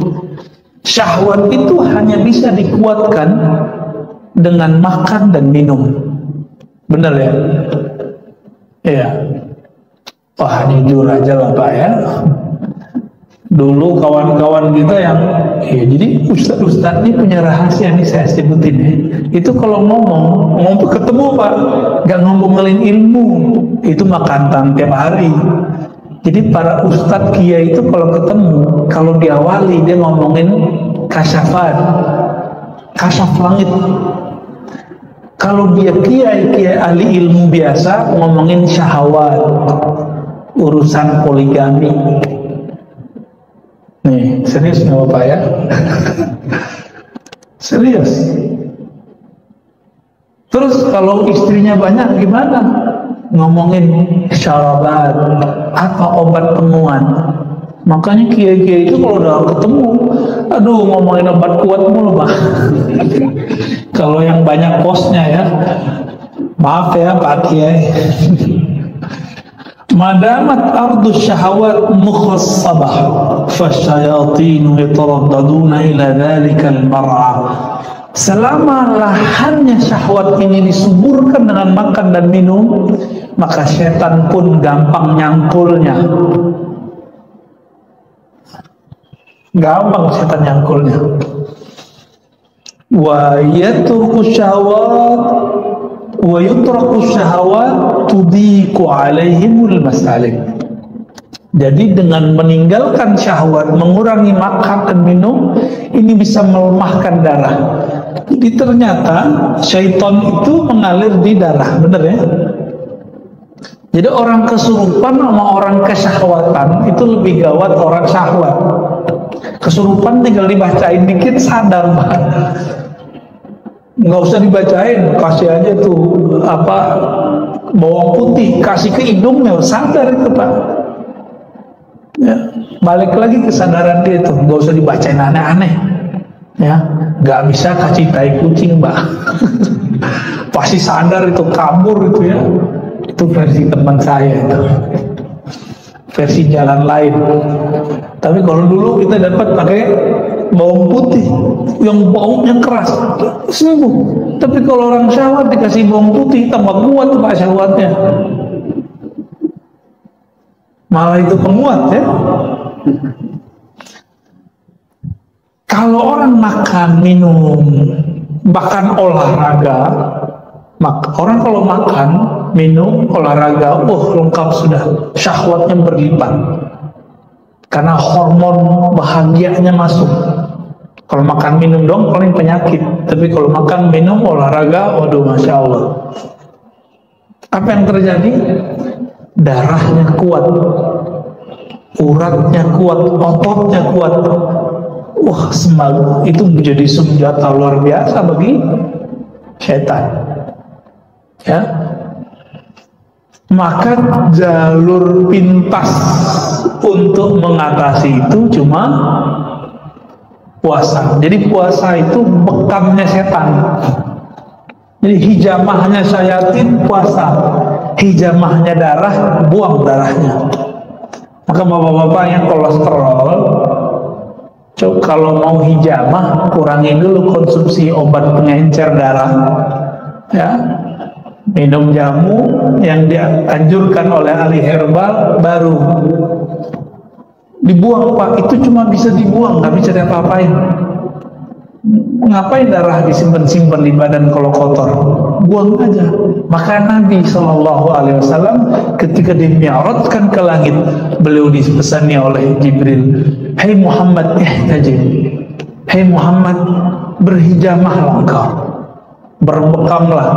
Coba amalkan Pak Sunnah ini. Nanti punggungnya yang berat-berat itu, kepala yang sakit-sakit itu, ini tanda kolesterol kan beratnya di sini. Kalau orang stres di sini Pak." Beda tuh ya. Kalau kena corona di sini dia stresnya. Tapi kalau di belakang, apalagi yang suka santen-santen tuh ya, soto Betawi itu santen kan, rendang Padang tuh, gaji-gajian. Kalau gaji mah kita senang Pak.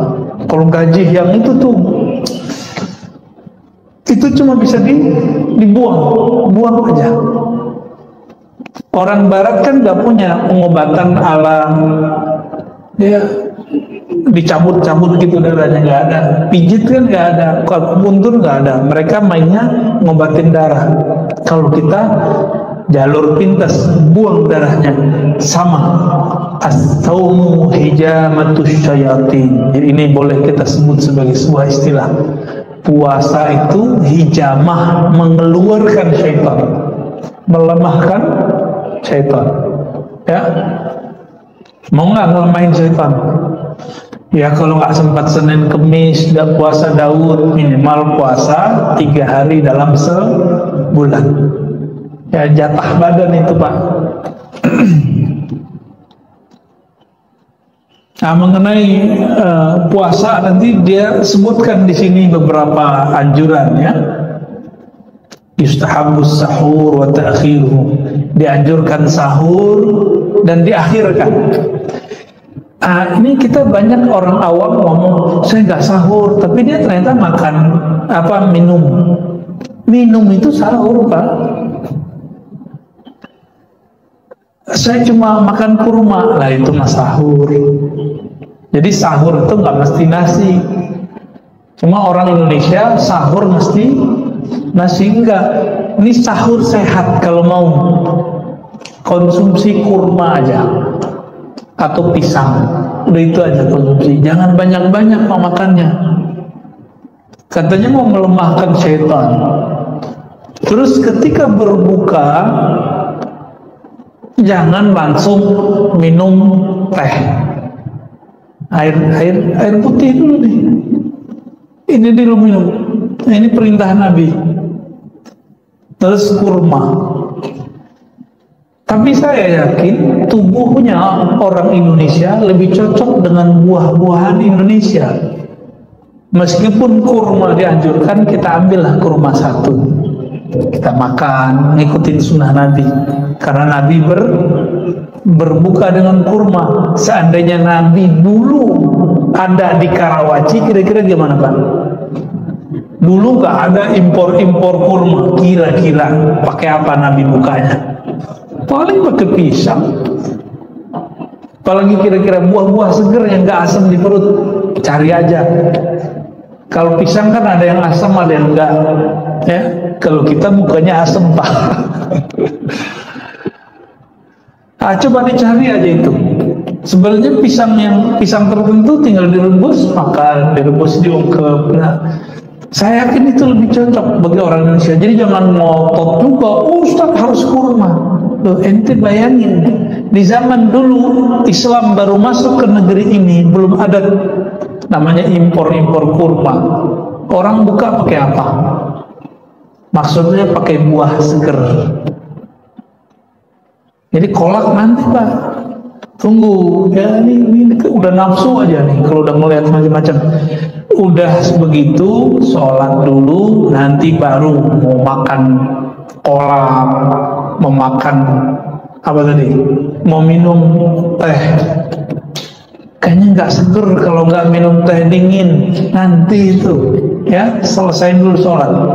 Nah ini kalau mau cara berbuka yang berkah ya, insya Allah itu lebih baik.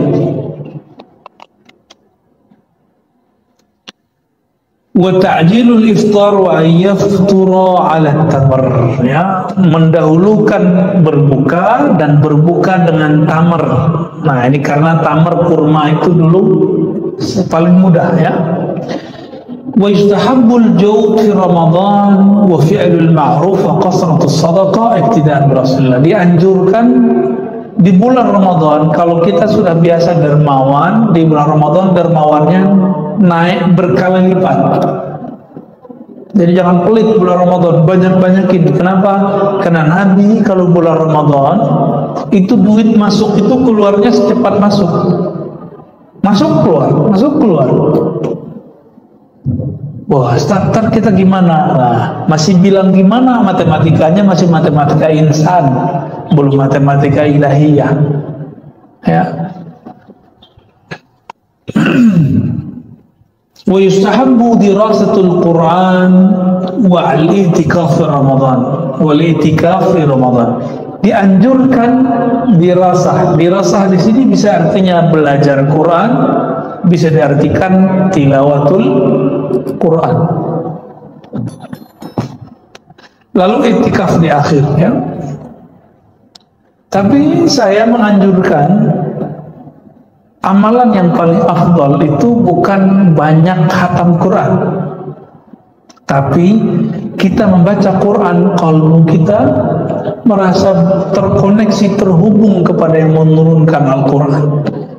Maka tips yang kami ajak kepada teman-teman kami yang mau khatam Quran, sebelum baca Quran zikir dulu, istighfar, ta'awuz, perbaharui syahadat, kalbunya disebut nama Allah.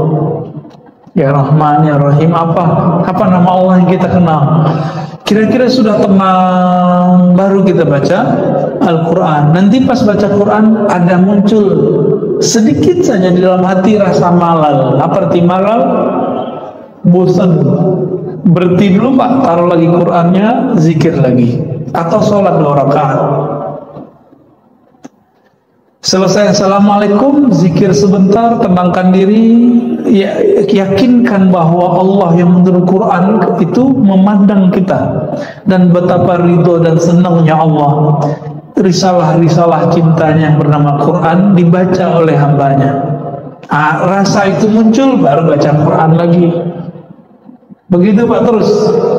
Jadi seumuran kita ini, apalagi sudah di atas 40, 50, 60, nggak usah ngejar 7 kali khatam, nggak usah. Capek Pak, ya. Ngamal tuh nggak usah ngoyo, tahu ngoyo ya?